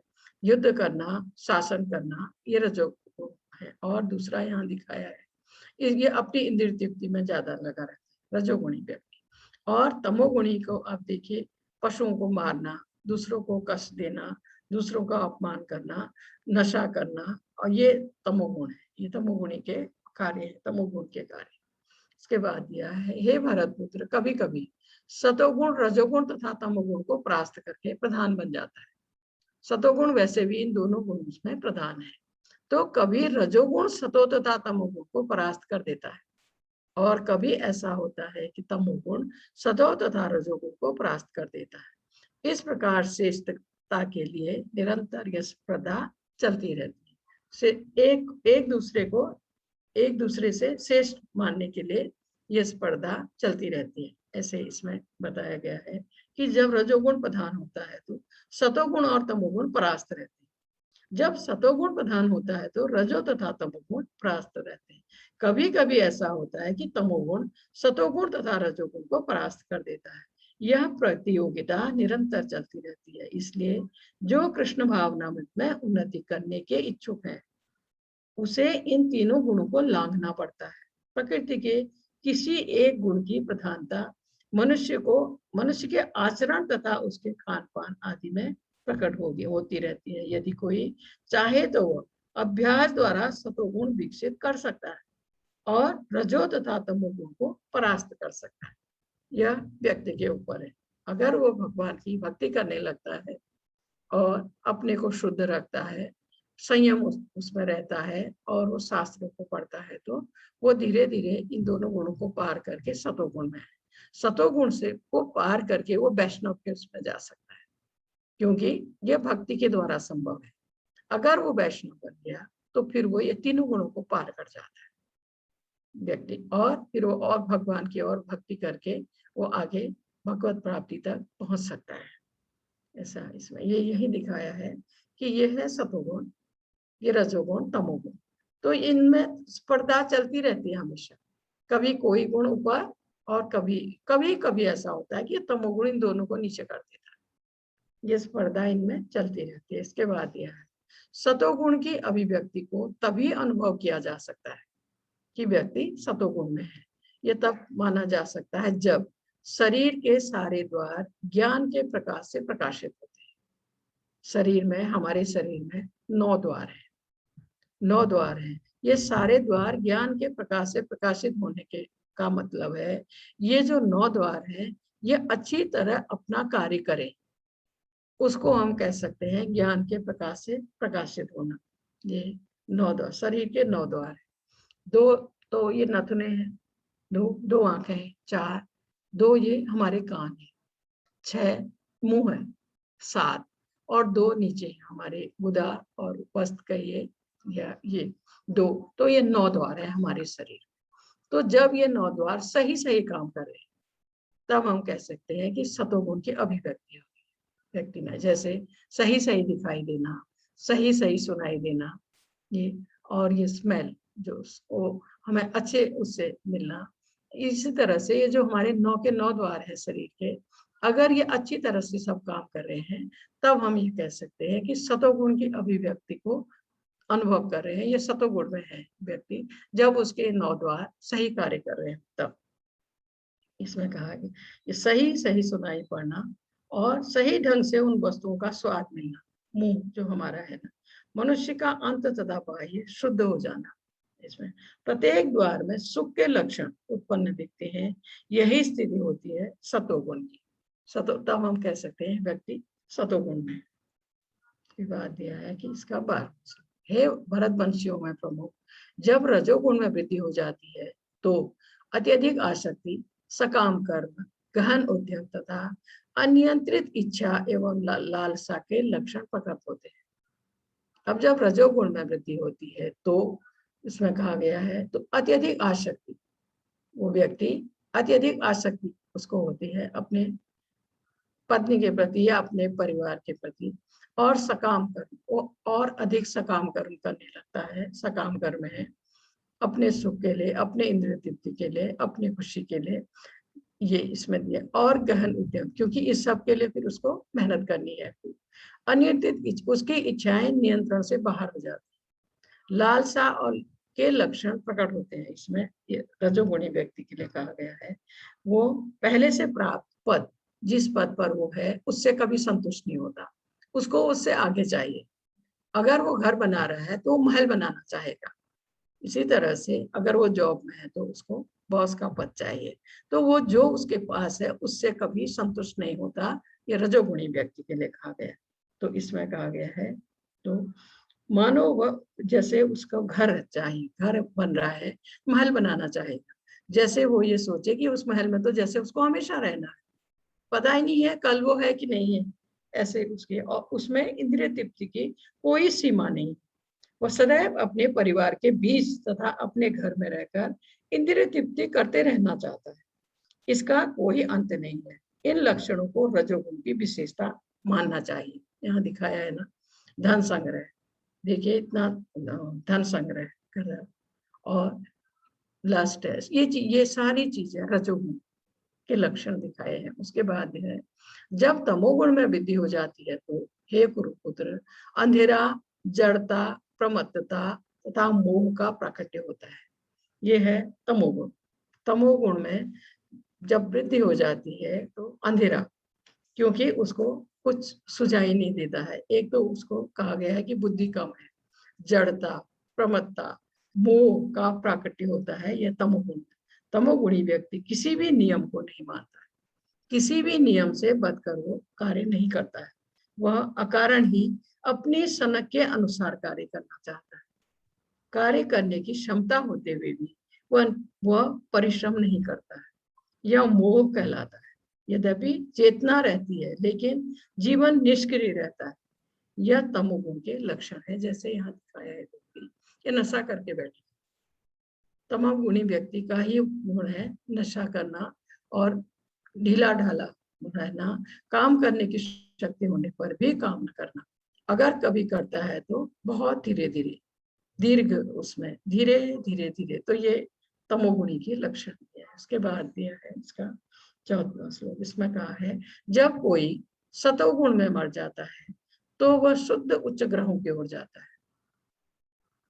जो व्यक्ति सतोगुण में है, अगर उसकी मृत्यु हो जाती है तो उच्च ग्रहों की ओर जाता है। जैसे आप कहिए स्वर्ग लोक जाता है या ब्रह्म लोक जाता है, जहाँ ब्रह्मा जी रहते हैं, तो ये उच्च लोकों को जाता है, उच्च ग्रहों की ओर जाता है सतोगुणी। इसके बाद ये यहाँ दिखाया है, ये है दक्ष प्रजापति के पुत्र और ये है नारद जी। दक्ष प्रजापति को कहा गया था सृष्टि करने के लिए, जब कहा गया तो उनके पहले 1000 पुत्र थे। तो दक्ष प्रजापति ने अपने पुत्रों को बोला कि तुम सब शादी करो, गृहस्थी बसाओ और बच्चे सृष्टि करो, बच्चे पैदा करो। तो ये बात जब नारद जी को पता लगी, उन्होंने सबको अपना प्रवचन दिया, समझाया। वो सबके सब सन्यासी बन गए, ब्रह्मचारी बन गए। उसके बाद फिर दूसरे जो बच्चे थे उनके साथ भी नारद जी ने ऐसे ही किया, उनको ब्रह्मचारी बना दिया। तो जो दक्ष हैं, दक्ष को बहुत गुस्सा आया नारद जी को। उन्होंने नारद जी को श्राप दिया कि आप 3 दिन से ज्यादा कहीं नहीं टिकेंगे। तो इसलिए नारद जी घूमते रहते हैं। वो दक्ष का श्राप है नारद जी को। उसके बाद यह है इसका 15वां श्लोक। इसमें कहा है, जब कोई रजोगुण में मरता है तो वह सकाम कर्मियों के बीच जन्म ग्रहण करता है, और जब कोई तमोगुण में मरता है तो वह पशु योनि में जन्म ग्रहण करता है, धारण करता है। जब कोई रजोगुणी व्यक्ति की मृत्यु होती है तो वो इसी भौतिक जगत में सकाम कर्मियों के बीच जन्म ग्रहण करता है।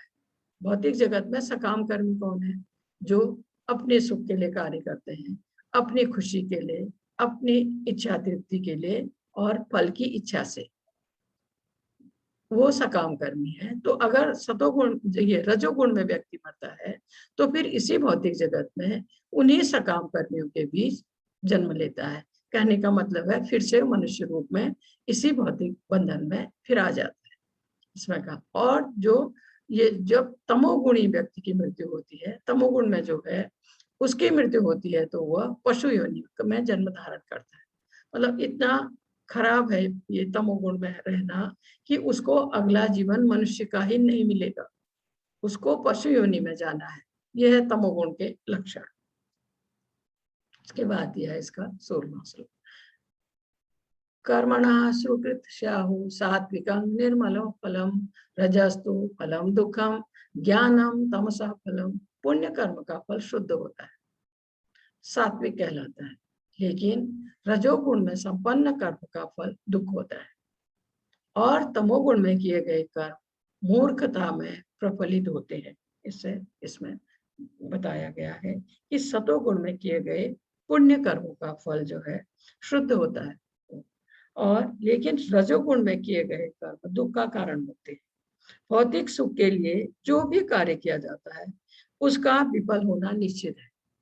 जो भी हम चाहते हैं अपने सुख के लिए कार्य करना, जो भी हम अपनी इंद्रिय तृप्ति के लिए, अपने सुख के लिए जो कार्य करते हैं, उसके लिए कहा है कि उसका विफल होना निश्चित है। भगवत गीता का कथन है कि रजोगुण के अधीन होकर जो भी कर्म किया जाता है उसमें निश्चित रूप से महान कष्ट भोगने होते हैं। इस तरह इससे मानसिक तुष्टि तो हो सकती है कि मैंने मकान बनाया या मैंने धन कमाया, लेकिन यह कोई वास्तविक सुख नहीं है। जहां तक तमोगुणी का संबंध है, वो जो कुछ उसको कुछ ज्ञान नहीं, तमोगुणी को ज्ञान नहीं है, वो इसलिए वो अपने अज्ञान बस, इसमें कहा है समस्त कार्य उस समय दुख के कारण बनते हैं, बाद में उसे पशु जीवन में जाना होता है। पशु जीवन सदैव दुखमय है। पशुओं का वध ही तमोगुण के कारण है। जो पशुओं को मारते हैं वो भी तमोगुण का कारण है। इसमें कहा है पशुवध करने वाले को या नहीं वो ये नहीं जानता कि मनुष्य में पशु को ऐसा उसको मृत्यु के बाद उसको ऐसा शरीर प्राप्त होगा कि जैसे वो पशु को मार रहा है अभी, लेकिन वो उसको ये नहीं पता है बाद में वो पशु ऐसा शरीर लेके आएगा, फिर वो इस व्यक्ति को मारेगा। जिस पशु को मार रहे हैं वो पशु बाद में ऐसा शरीर लेकर आएगा, फिर वो उस व्यक्ति को मारेगा।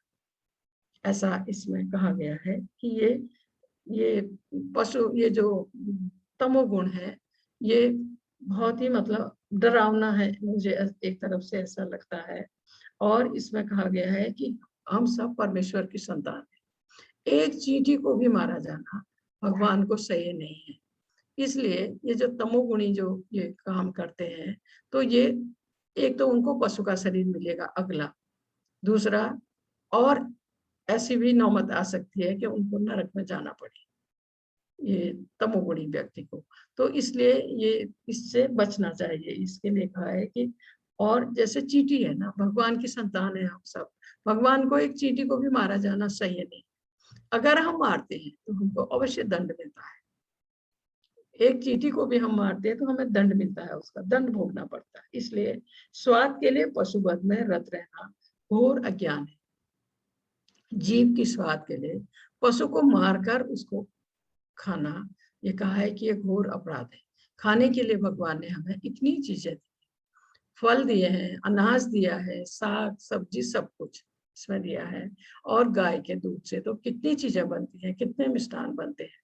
तो इसलिए कहा गया है इसमें इस तरह से ऐसे समझाया गया है इसमें। और तमोगुण थोड़ा सा भयावह, ये भी समझाया गया। इसके बाद दिया है कि सतोगुण से वास्तविक ज्ञान उत्पन्न होता है। जो व्यक्ति सतोगुण में है उसको, क्योंकि वो शास्त्र पढ़ रहा है, भगवान की भक्ति करने लगा है, संयम उसमें आ गया है, तो उसमें कहा है कि उसको सतोगुण से वास्तविक ज्ञान, उसमें थोड़ा ज्ञान उत्पन्न हो गया है। और रजोगुण से लोभ उत्पन्न होता है। रजोगुणी व्यक्ति धन संचय करने लगता है, उसमें लोभ उत्पन्न हो जाता है। और तमोगुण से अज्ञान, प्रमाद और मोह उत्पन्न होता है। जो तमोगुण है क्योंकि अज्ञानी है, उसको तमोगुण से अज्ञान है, प्रमाद और मोह उत्पन्न होता है तमोगुणी व्यक्ति को। उसके लिए इसमें ऐसे दिखाया गया है एक ही व्यक्ति में, क्योंकि हम ये कैसे जाने जो हमारे सामने व्यक्ति है वो सतोगुणी है, रजोगुणी है या तमोगुणी है। उसको देखने से, उसके रूप रंग को देखने से, उसके खान पान को देखने से, उसकी वेशभूषा को देखने से, इससे हम ये जान सकते हैं कि जो हमारे सामने व्यक्ति है ये सतोगुणी है, रजोगुणी है या तमोगुणी है। इसके लिए दिखाया है एक ही व्यक्ति है ये व्यक्ति सतोगुण में जब है तो ये संतोष इसके फेस में दिखता है, खुशी दिखती है, शांत है, ये एक ही व्यक्ति है। हाँ, ये सतोगुण में है जब तब। और जब ये रजोगुण में है तब इसका थोड़ा अशांत सा, ये देखिए हालत उसकी थोड़ा सा फर्क है। और जब वो तमोगुण में है तो बिल्कुल ही फर्क है, ये एक ही व्यक्ति है। सतोगुण, रजोगुण, तमोगुण, ये गुणों का इतना फर्क एक व्यक्ति में पड़ जाता है। सतोगुण, रजोगुण, तमोगुण, इसका एक और हमने यहाँ ये दिखाई, ये भी एक ही व्यक्ति है तीनों जगह। यही व्यक्ति सतोगुण में है और यही रजोगुण में है और यही व्यक्ति तमोगुण में है। तो ये गुणों के अनुसार इतना फर्क इंसान में आ जाता है, ये दिखाने के लिए ये पिक्चर यहाँ लगा के रखी। इसके बाद दिया इसका 18वां श्लोक। ऊर्ध्वं गच्छन्ति सत्त्वस्था मध्ये तिष्ठन्ति राजसा जघन्य गुण वृत्तिस्था अधो गच्छन्ति तामसा। सतोगुणी व्यक्ति क्रमशः ऊपर की ओर जाते हैं, उच्च ग्रहों की ओर, उच्च लोगों को ऊपर को जाते हैं।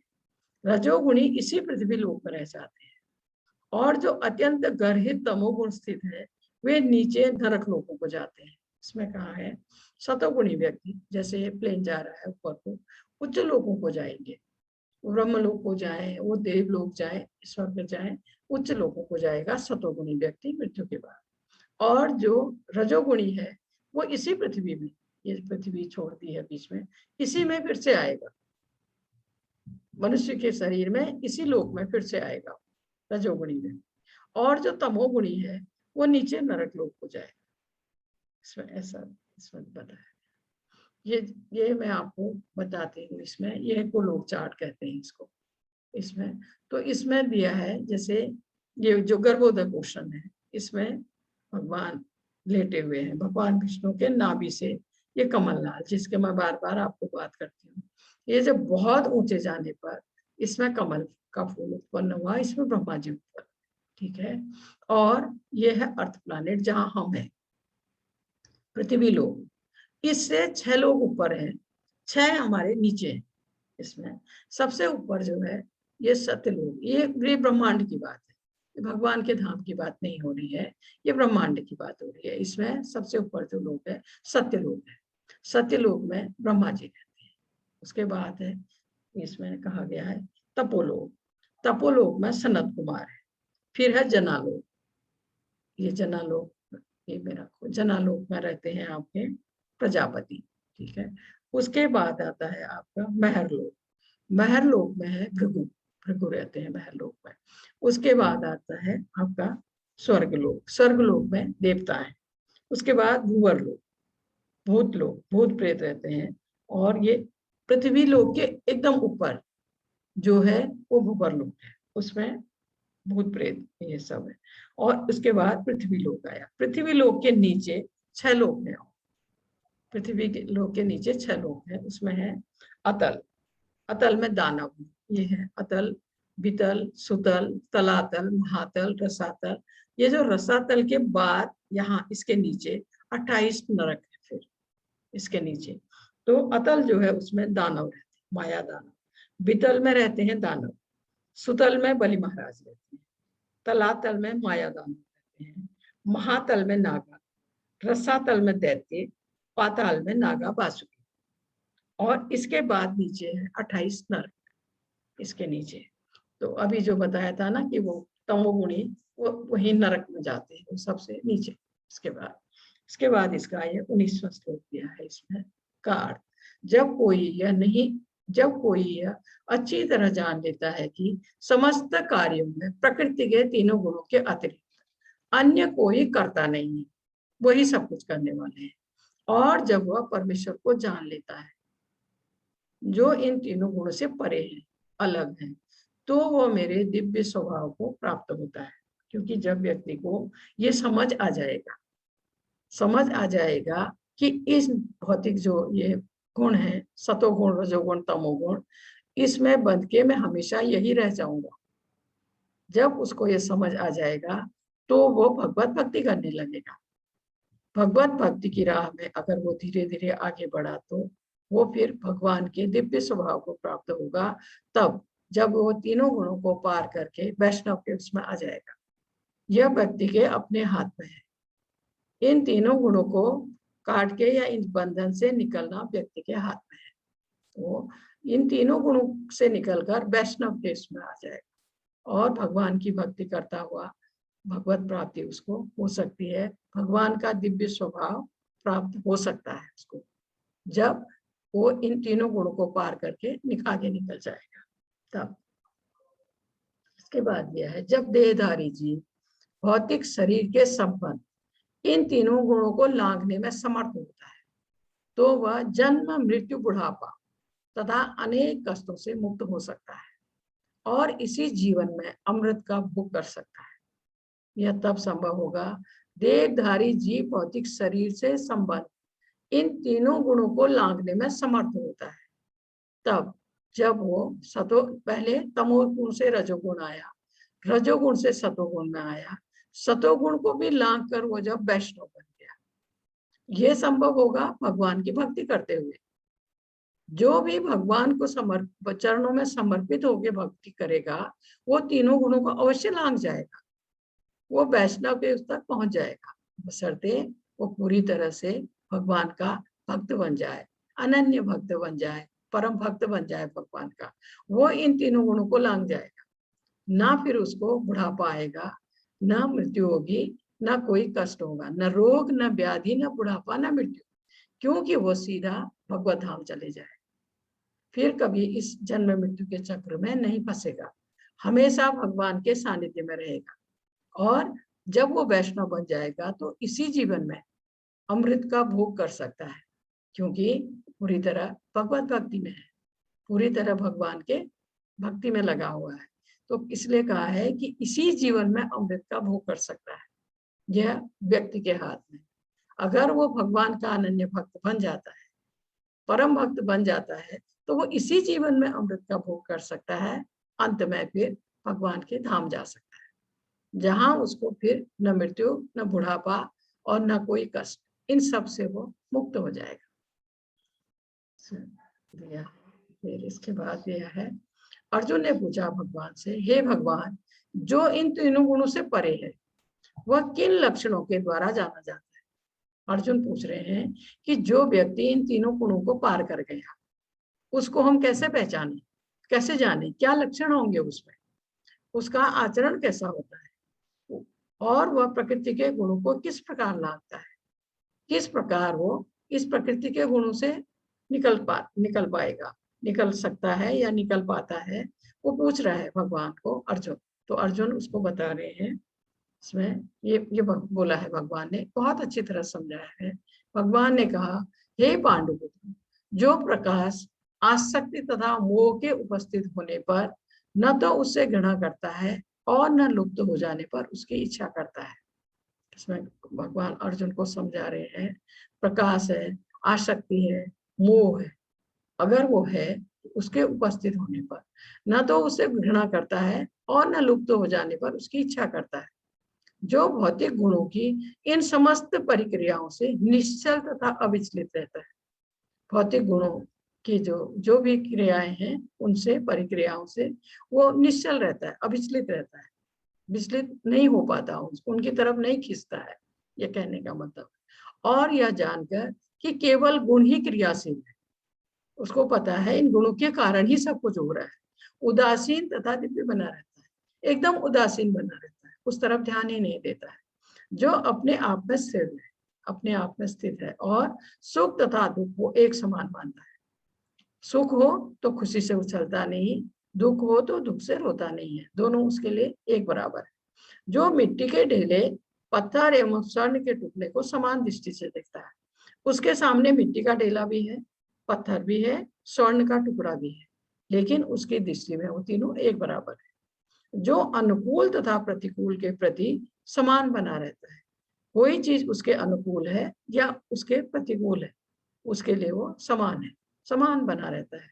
जो धीर है, जिसमें धैर्य है, प्रशंसा और बुराई, मान तथा अपमान समान भाव से रहता है, क्योंकि उसमें धैर्य है, उसमें संयम आ गया है। वो कोई उसकी प्रशंसा करता है या बुराई करता है, उसको मान देता है या उसका अपमान करता है, वो समान भाव से रहता है। उसको प्रशंसा होने पर खुशी नहीं होती और उसकी बुराई करने पर वो दुख नहीं मनाता। ऐसे ही ना वो किसी से मान चाहता है और अपमान होने पर उसको कोई फर्क नहीं पड़ता है, समान भाव से रहता है। जो शत्रु तथा मित्र के साथ समान व्यवहार करता है, क्योंकि ऐसे भक्त का कोई शत्रु नहीं होता है। फिर भी अगर कोई शत्रु है तो वो उसके साथ भी मित्रवती व्यवहार करता है। और जिसने सारे भौतिक कार्यों का परित्याग कर दिया है, भौतिक कार्य अब जो है सकाम कर्म, आप कहिए भौतिक कार्य जो है सकाम कर्म, उनका उसने त्याग कर दिया है, परित्याग कर दिया है, ऐसे व्यक्ति को प्रकृति के गुणों से अतीत कहते हैं। ऐसे भक्त को कहते हैं कि प्रकृति के गुणों ने उसको छोड़ दिया है, वो तीनों गुणों को, सतोगुण, रजोगुण, तमोगुण को पार कर गया है। ऐसे व्यक्ति के लिए हम कह सकते हैं। इसका उदाहरण के लिए यहाँ दिखाया गया है नारद जी, क्योंकि नारद जी ने भगवत भक्ति के सिवा और कुछ नहीं किया पूरी जिंदगी, वो हमेशा भगवान की भक्ति में है नारद जी, इसलिए यहाँ नारद जी को दिखाया गया। इसके बाद इसका 26वां श्लोक दिया है, माचयो अभिचारेण भक्ति योगेन सेवते सगुणान समतीतेदान ब्रह्म भूयाय कल्पते। जो समस्त परिस्थितियों में अविचलित भाव से पूर्ण भक्ति में प्रवृत्त होता है, बिना विचलित हुए वो भगवान की भक्ति में लगा रहता है, वह तुरंत ही प्रकृति के गुणों को लांघ जाता है। ऐसा व्यक्ति जो हर परिस्थिति में विचलित हुए बिना भगवान की भक्ति में संलग्न रहता है, वह तुरंत ही प्रकृति के गुणों को लांघ जाता है। वो तमोगुण, सतोगुण, रजोगुण तीनों को लांघ जाता है और इस प्रकार ब्रह्म के स्तर तक पहुंच जाता है। भगवान का ऐसा भक्त जो हमेशा भगवान की भक्ति कर रहा है, तो वो स्वतः ही इन तीनों गुणों को लांघ जाएगा। तीनों गुणों को लांघने का मतलब है वैष्णव। वैष्णव जो है वो भगवान की भक्ति करते हुए गुरु की सहायता से आगे बढ़ते हुए भगवत धाम पहुंच जाएगा। ऐसा इसमें कहा गया है कि इसमें कि दिव्य स्थिति प्राप्त करने का साधन क्या है। अर्जुन ने पूछा था, यह भौतिक जगत प्रकृति के गुणों के चमत्कार के अंतर्गत कार्य कर रहा है। मनुष्य को चाहिए कि अपनी चेतना ऐसे कार्यों में न लगाकर उसे कृष्ण कार्यों में लगाए। कृष्ण कार्य भक्ति योग के नाम से विख्यात है, जिनमें सदैव कृष्ण कार्य करना होता है। इससे कृष्ण के अलावा उनके विभिन्न पूर्णांश भी सम्मिलित हैं, जैसे राम तथा नारायण। उनके असंख्य अंश हैं। यह ध्यान देना होगा कि कृष्ण के सारे रूप पूर्णतया दिव्य और सच्चिदानंद स्वरूप है। कृष्ण की शरण ग्रहण करने पर तुरंत ही प्रकृति के गुणों के प्रभाव को लांघा जा सकता है। जब हम समर्पित हो जाएं भगवान के चरणों में, अनन्य भक्त बन जाएं उनके पूरी तरह से, तो हम ये प्रकृति के गुणों को लांघ कर भगवत धाम पे पहुंच सकते हैं। ये भक्त दिखाया है, ये भगवत धाम पहुंच गया है। इसने पूरी तरह भगवान की भक्ति की, समर्पित होकर भगवान को, और तीनों गुणों को लांघ गया गुरु की सहायता से। फिर भक्ति करते हुए यह सीधा भगवत धाम पहुंच गया है। तो ऐसा जो भी व्यक्ति ये तीनों गुणों को लांघ कर और पूरी तरह भगवान का भक्त बन जाएगा, अनन्य भक्त बन जाएगा, तो वह भगवत धाम पहुंच सकता है। उसके बाद इसका ये 27वां श्लोक है। ब्राह्मणो ही प्रतिष्ठा हम मृतशय्या अव्ययस्य च शाश्वतस्य च धर्मस्य सुखस्य कांतिकस्य च, और मैं ही उस निराकार ब्रह्म का आश्रय, जो अभी अब निराकार ब्रह्म की बात आई है, जो ब्रह्म ज्योति तक जो पहुंचना चाहते हैं, वे निराकार ब्रह्म का ध्यान करते हैं वहां तक पहुंचने के लिए, जो अमृत्य, अविनाशी तथा शाश्वत है और चरम सुख का स्वाभाविक पद है। इसमें ये दिखाई गई है, ये ब्रह्म ज्योति, ये ज्योति भगवान के शरीर से निकली। कुछ लोग निराकार तरीके से भगवान का ध्यान करते हैं, योग के द्वारा अपनी इंद्रियों को बस में करते हैं। उनका ध्येय होता है ब्रह्म ज्योति तक पहुंचना, यहाँ जाकर विलीन हो जाना, ब्रह्म ज्योति में विलीन हो जाना। जैसे अभी भी काफी उनके आदि शंकराचार्य के फॉलोअर हैं, वो अभी भी मानते हैं कि भगवान निराकार है, तो वो लोग अपने शरीर को कष्ट देते हैं। ये विधि थोड़ा कठिन है, निराकार भगवान का ध्यान करके ब्रह्म ज्योति तक पहुंचना, ये विधि कठिन है थोड़ा सा, ऐसा इसमें कहा है। परमात्मा तथा निराकार ब्रह्म दोनों ही परम पुरुष के भीतर रहते हैं। प्रकृति परमेश्वर के अपराध शक्ति की अभिव्यक्ति। जब इस प्रकृति द्वारा बुद्धिजीव आध्यात्मिक ज्ञान का अनुशीलन करना प्रारंभ करता है, तो वह इस भौतिक जगत के पद से ऊपर उठने लगता है। ब्रह्म बोध की प्राप्ति आत्म साक्षात्कार की दिशा में प्रथम अवस्था है, लेकिन वह ब्रह्म साक्षात्कार में पूर्णता प्राप्त नहीं कर पाता। यदि वह चाहे तो इस ब्रह्म पद पर रह सकता है, धीरे धीरे भगवान के साक्षात्कार को प्राप्त हो सकता है। वैदिक साहित्य में भी ऐसे कई उदाहरण हैं। इसमें इनके लिए कहा गया है, ये निराकार, निर्विशेषवादी, ये यहाँ तक पहुंच के भी ब्रह्म ज्योति तक अगर वो अपनी तपस्या में सफल हुए, तो यहाँ पहुंचकर भी अगर वो भगवत भक्ति करते हैं, तो वो भगवत धाम जा सकते हैं। नहीं तो उनको हमेशा डर बना रहता है कि यहाँ से वो फिर से इस भौतिक जगत में गिर सकते हैं। ब्रह्म ज्योति से वो भौतिक जगत में गिर सकते हैं। और इसमें कुछ कुछ उदाहरण भी दिए हैं कि पहले कुछ लोग भगवान को निराकार रूप का ध्यान करते थे, जैसे 4 कुमार। ब्रह्मा जी के जो 4 पुत्र हैं, छोटे छोटे बच्चे जो दिखाए गए हैं, 4 कुमार, जिनके नाम से कुमार परंपरा में चल रही है, वो भी पहले निराकार भगवान का ध्यान करते थे। जब फिर उनको समझ आया, तब वो साकार भगवान की भक्ति करने लगे। तो इस तरह से जब भक्त उनके निकट पहुंचता है, तो इसमें कहा गया 6 ऐश्वर्यों का आदान प्रदान होता है। कोई भी भक्त जब भगवान के पास पहुंचता है, जैसे राजा का सेवक लगभग राजा के ही समान पद का भोग करता है।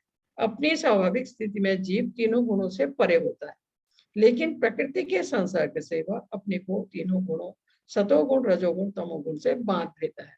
इसमें कहा है इन्हीं तीनों गुणों के कारण वो फिर इस भव बंधन में इसमें फंस जाता है, क्योंकि इन्हीं तीनों गुणों के कारण फिर वो इसमें कहा है कि भौतिक जगत पर प्रभुत्व जताने की इच्छा होती है उसकी, तब वो यहाँ फंस जाता है। भक्तों की संगति करके तथा भक्ति की 9 क्रियाएं नवधा भक्ति के द्वारा वो इस बंधन से निकलने के प्रयास कर सकता है। भक्ति का अभ्यास करके नवधा भक्ति द्वारा 9 तरह से भगवान की भक्ति करके, ऐसा इसमें दिया। इसके बाद प्रभुपाद जी के कुछ शब्द इसमें है। जीव यद्यपि स्वभाव से ब्रह्म होता है और अपनी स्वाभाविक स्थिति में जीव तीनों गुणों से परे होता है, लेकिन प्रकृति के संसर्ग से वह अपने को तीनों सतोगुण, रजोगुण, तमोगुण से में बांध लेता है। इन्हीं तीनों गुणों के संसर्ग के कारण उसमें भौतिक जगत पर प्रभुत्व जताने की इच्छा होती है, शासन करना चाहते हैं पृथ्वी पर। पूर्ण कृष्ण भावना में भक्ति में प्रवृत्त होने पर वह दिव्य पद को प्राप्त होता है और उसमें प्रकृति को बस में करने की इच्छा दूर हो जाती है।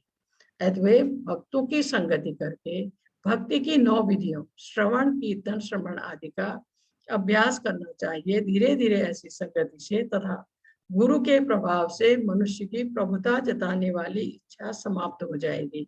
वह भगवान की दिव्य प्रेमा भक्ति में दृढ़ता पूर्वक स्थित हो सकेगा। भगवान की भक्ति अति सरल है। मनुष्य को चाहिए कि भगवान की सेवा में लगे, श्री विग्रह को अर्पित भोजन का उच्छिष्ट खाए, भगवान के चरण कमलों पर चढ़ाए गए पुष्पों की सुगंधी ले, भगवान के लीला स्थलों का दर्शन करे, भगवान के विभिन्न कार्यकलापों और उनके भक्तों के साथ प्रेम विनिमय के बारे में पढ़े। सदा हरे कृष्ण कृष्ण कृष्ण हरे हरे, हरे राम राम राम हरे हरे इस मंत्र का अभ्यास करें। इससे हम क्या कि इस गुणों को लांग कर भगवत भक्ति की राह में आगे बढ़ सकते हैं। हरे कृष्णा।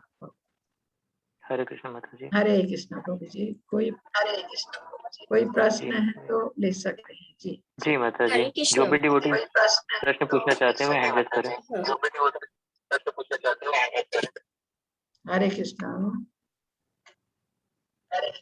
हरे कृष्णा माता जी। एक हैंड रेज है जी। प्रिंसी माता जी। प्रिंसी माता जी। मेरा प्रश्न है कि गोलोक और वैकुंठ लोक ये अलग अलग हैं या फिर एक को ही? जी माता जी, गोलोक और वैकुंठ लोक, जी माता जी, जी ये अलग अलग है। गोलोक वृंदावन में भगवान, जैसे ये किसी का माइक कुछ गड़बड़ कर रहा है, प्लीज उसको।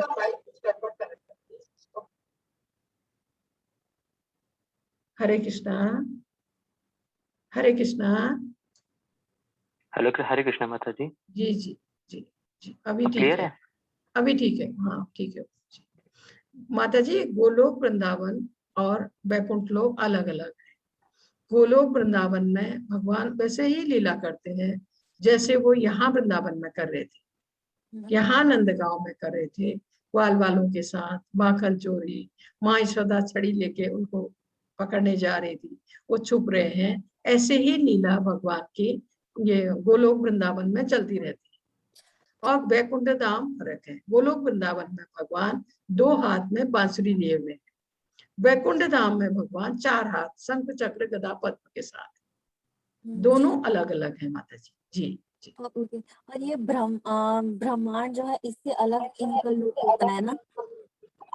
ये मुझे लग रहा है माता जी आप ही का माइक शायद कुछ कर। जी माता जी। आशा माता जी आपका माइक। हाँ इनका माइक जी जी जी माता जी, समझ सुनाई नहीं दे रहा है जी। जी माता जी। हरे कृष्णा। प्रिंसी माता जी। प्रिंसी माता जी। हरे कृष्ण माता जी। हरे कृष्ण हरे माता जी। मैं हरे ये क्वेश्चन मेरा हाँ क्वेश्चन रह गया था जी कि जी ये जो ब्रह्मा जी ने जो संरचना किया ब्रह्मांड की, तो गोलोक मतलब वैकुंठ लोक तो आपने बताया वो अलग है इस ब्रह्मांड से, तो जी गोलोक से अलग ही है मतलब जी, ऊपर है माता जी बहुत। ऊपर। ये अच्छा जो ब्रह्मलोक मैंने आपको बताया था उससे बहुत ऊपर है। अच्छा। जो ब्रह्मा जी का लोक है वो इसी भौतिक जगत में है माता जी, लेकिन भगवत धाम भौतिक जगत में नहीं है। जी ओके, थैंक यू माता जी। हरे कृष्णा। हरे कृष्णा। डीएनआर प्रभु जी, अपना प्रश्न पूछ सकते हैं आप। हरे कृष्ण माता जी। हरे एक चीज, कृष्णा बोले। एक चीज पूछना था। जी अगर कोई पर्सन जन्म जी से, इंसान जन्म से तमोगुण में है, जी तो कोई राजगुण और सतगुण में जा नहीं सकता है? जा सकता है प्रभु जी, अवश्य जा सकता है, अवश्य जा सकता है। अगर वो उसको इतनी समझ आ जाए कि मैं ये तमोगुण बहुत ही खराब है, जैसे हमने आज पढ़ा, उसको इससे निकलना है। इसका एकमात्र उपाय है, अगर वो धीरे धीरे भगवत भक्ति करना शुरू करता है तो वो इस तमोगुण से रजोगुण में आएगा, रजोगुण से सतोगुण में आएगा, और वो बहुत तरक्की उसने की तो वो सतोगुण लाकर वैष्णव के उसमें आ सकता है प्रभु जी, जरूर आ सकता है, बशर्ते वो भक्ति हाँ करे भगवान की। माता जी, बात ये है ना कि जो घोर तमोगुणी इंसान है, बहुत नशे वगैरह में है, जी तो जी उसे तो ये एहसास होता ही नहीं कि जी उसको आगे बढ़ना है। जी माता जी, यही चीज तो आज बताई गई थी ना, यही चीज तो, क्योंकि उसको ज्ञान ही नहीं है, हाँ हाँ ज्ञान नहीं है उसको, शास्त्रों को नहीं मानता, किसी नियम में नहीं बच के रहना चाहता। ये उसके अवगुण आज बताए थे ना माता जी। तो लेकिन उसमें अगर माता जी, अगर उसको कोई भक्त सहायता करे, अच्छा, भक्त सहायता करे, वो उसको समझाए, वो लेकिन समझाने तो हो सकता है माता जी, हो सकता है। समझाने से तो वो इतने आसानी से समझता भी नहीं है ना। फिर भी कोशिश करने से होगा। जी माता जी, ऐसे छोड़ देने से नहीं, कोशिश करने से होगा। अगर उसको भक्त की सहायता मिले तो वो इससे हट सकता है, वो रजोगुण में आ सकता है, रजोगुण से सतोगुण में आ सकता है, लेकिन इसके लिए प्रयास। जी जी माता जी, जी हरे कृष्णा। हरे कृष्णा। हरे कृष्णा। हरे कृष्ण। हरे कृष्ण। हरे कृष्णा। अमृता माता जी, अपना प्रश्न पूछे। हरे कृष्णा माता जी। हरे कृष्णा। जी माता माता जी, मुझे ये पूछना था कि ना, जैसे वेद व्यास जी ने महाभारत रामायण लिखी, जैसे इन्होंने बताया आपने, तो गीता जी किसने लिखी हो, किसने आई है? प्रभु जी, मैं नहीं सुन पाई, आप सुन पाए तो बताइए प्लीज। नहीं माता जी, ऑडियो क्लियर नहीं था। हाँ, मैं सुन नहीं पाई हूँ, क्या पूछ रहे थे? आप दोबारा रिपीट कर सकती हैं माता जी अपना प्रश्न। हरे कृष्णा माता जी, आवाज हरे कृष्ण। आ रही है माता जी, पर सुन नहीं पाए हम, आपका प्रश्न क्या था जी? माता जी, मेरा प्रश्न ये थी, गीता जी हम तक कैसे आई, मतलब जैसे श्री कृष्ण जी ने अर्जुन जी को सुनाई। जी माता जी, आवाज आ रही है?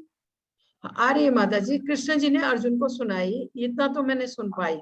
तो हाँ, तो वो हम तक कैसे आई, मतलब कि मतलब किसी किताब के रूप में आई या कैसे, जैसे हमारे पास तक जी माता जी, ये वेद व्यास जी ने लिखी। जब ये युद्ध खत्म हुआ उसके बाद ये जो भगवान ने अर्जुन को सुनाया था, वही सब फिर वेद व्यास जी ने लिखा भगवत गीता को। जी, उससे पहले लिखी नहीं गई थी माता जी, जब तक युद्ध हुआ उसके बाद लिखी गई है ये भगवत गीता। जी माता जी, धन्यवाद जी। हरे कृष्णा। हरे कृष्णा। माता जी, चैट बॉक्स में एक प्रश्न आया था जी, ये मोक्ष पाना, भगवत धाम जाना और वैकुंठ जाना तीनों अलग चीजें हैं। जीवन और मृत्यु के चक्रव्यूह से छुटकारा इन तीन से मिलेगा या किसी एक से ही? प्रभु जी, वो तीनों अलग अलग नहीं है, वो एक ही चीज है। अगर आपको इस भौतिक बंधन से मुक्ति मिली, इसका मतलब है आप भगवत धाम गए। भौतिक बंधन से मुक्ति का मतलब ही मोक्ष है। मोक्ष है तो आप भगवत धाम गए। भगवत धाम में भी आप, जैसे भगवान के धाम है दो, वो लोग वृंदावन और बैकुंठ धाम, ज्यादातर जो यहाँ से हम जाते हैं तो बैकुंठ धाम में जाते हैं, क्योंकि गोलोक वृंदावन में भगवान की अपनी वो लीला ग्वाल बालों के साथ, माँ यशोदा के साथ वो चलती रहती, तो भक्त वैकुंठ धाम पहुंच जाता है। वो तभी संभव है जब हम पूरी तरह भगवान के चरणों में समर्पित होंगे, अनन्य भक्त बन जाएंगे उनके, तभी। ये इतना आसान नहीं है और असंभव भी नहीं है, व्यक्ति के हाथ में है। वो चाहे तो वैकुंठ जा सकता है, वो चाहे तो यहाँ जन्म मृत्यु के चक्र में ही फंसा रह सकता है, वो उसके खुद के ऊपर है। जी प्रभु जी। ओके माता जी। दीपा माता जी अपना प्रश्न पूछें। हरे कृष्णा। कृष्ण माता जी। जी जी जी माता जी बोलिए। जो वेद व्यास जी ने जी। ये भगवत गीता लिखी, तो इनको कैसे पता चला क्या कि वो तो देखे नहीं थे भगवत गीता लिखने का, मतलब वो सब सुने नहीं थे ना, जी। लड़ाई और ये सब तब गीता तक माता जी, तब तक ये सुन के ही आगे आई भगवत गीता। भगवान ने ये ज्ञान उनको दिया, ब्रह्मा जी को दिया, ब्रह्मा जी ने नारद जी को दिया, नारद जी ने वेद व्यास को दिया। ये नारद जी से ये ज्ञान वेद व्यास को आया, क्योंकि तब तक जब लिखा नहीं गया था तो सुना के, और वेद व्यास जी ने इसको लिपिबद्ध किया, फिर लिखा इसको। अच्छा, तो जब ये सब कहने से पहले युद्ध हो चुका था पांडव और कौरव का? हाँ, तब भगवान सुना चुके थे अर्जुन, उसके बाद ये लिखी गई। अर्जुन को जब सुना चुके थे उसके बाद ये लिखी गई। जी माता। उसके बाद ब्रह्मा जी ने बताया? नहीं नहीं, वो वेद व्यास जी को बताया उन्होंने, नारद जी ने। नारद जी ने, मतलब ये युद्ध होने के बाद नारद जी ने बताया? नारद जी ने इनको वेद व्यास, और तब उन्होंने लिखी जी। और ये भी कहते हैं कि वेद व्यास के रूप में भगवान स्वयं आए थे, क्योंकि उन्होंने 18 पुराण लिखे हैं, सारे वेद लिखे हैं, भगवत गीता लिखी है, तो ये भी कहना है कि भगवान स्वयं आए थे वेद व्यास के रूप में। जी माता जी। जी माता जी, जब कोई ऐसे मर जाता है तो पहले हम लोग पहले सुनते थे कि भगवान के लोग बैकुंठ धाम ही जाना है, ऐसे कोई नहीं बोलता था भगवत मतलब गोलोक धाम जाना है, ऐसे नहीं बोलते थे ना? ज्यादातर माता जी बैकुंठ धाम ही जाते हैं। गोलोक में भगवान की वो लीला चलती रहती है, कुछ लोग गोलोक भी जाते हैं, लेकिन हमने तो हमेशा यही सुना कि वो स्वर्ग लोक गया। हमने तो बैकुंठ का नाम ही नहीं सुना भगवत गीता से पहले, कभी नहीं सुना। स्वर्ग लोक ही सुना है हमने तो माता जी। बैकुंठ लोक तो हम ये भगवत गीता पढ़ने के बाद हम इसको महसूस कर रहे हैं, हम तब जान रहे हैं। इससे पहले तो हमने ही सुना उसका स्वर्गवास हो गया और स्वर्ग लोक गया। स्वर्ग ही लिखा जाता था, जब पहले चिट्ठी लिखी जाती थी उसमें भी स्वर्गीय है, मतलब वो स्वर्ग गया। माता जी हमने तो यही सुना, बैकुंठ हमने पहले सुना नहीं। जी माता जी। हाँ जी, हाँ। हरे कृष्ण। हरे कृष्णा माता जी। हरे कृष्ण माता जी। सभी प्रश्न समाप्त हो गए। जी प्रभु जी। आशा माता जी। हरे कृष्ण। हरे कृष्णा बोलिए। हरे कृष्णा बोलिए। हाँ, नहीं क्वेश्चन नहीं है मेरा, बस सभी क्वेश्चन कंप्लीट हो गए। जी माता जी। माता जी आपकी थोड़ा माइक में आज डिस्टरबेंस थी थोड़ा। प्रभु जी मेरे की, हाँ थोड़ा नेटवर्किंग प्रॉब्लम हो रही है। जी जी जी माता जी मेरे तो नहीं मेरे। अच्छा हाँ, आपके जी माता जी। नहीं जी जी जी जी आशा माता जी। जी माता जी। प्रभु जी मैं हरे कृष्णा माता जी। हरे कृष्णा जी। हरे कृष्णा माता जी। हरे कृष्णा प्रभु जी। फिर कल मिले। जी माता जी। हरे कृष्णा। हरे कृष्णा। बहुत बहुत धन्यवाद आप सबका, बहुत बहुत धन्यवाद इतना समय देने के लिए। हरे कृष्णा। हरे कृष्णा प्रभु। हरे कृष्णा माता जी। हरे कृष्णा। हरे कृष्णा। हरे कृष्णा। कल मिलते।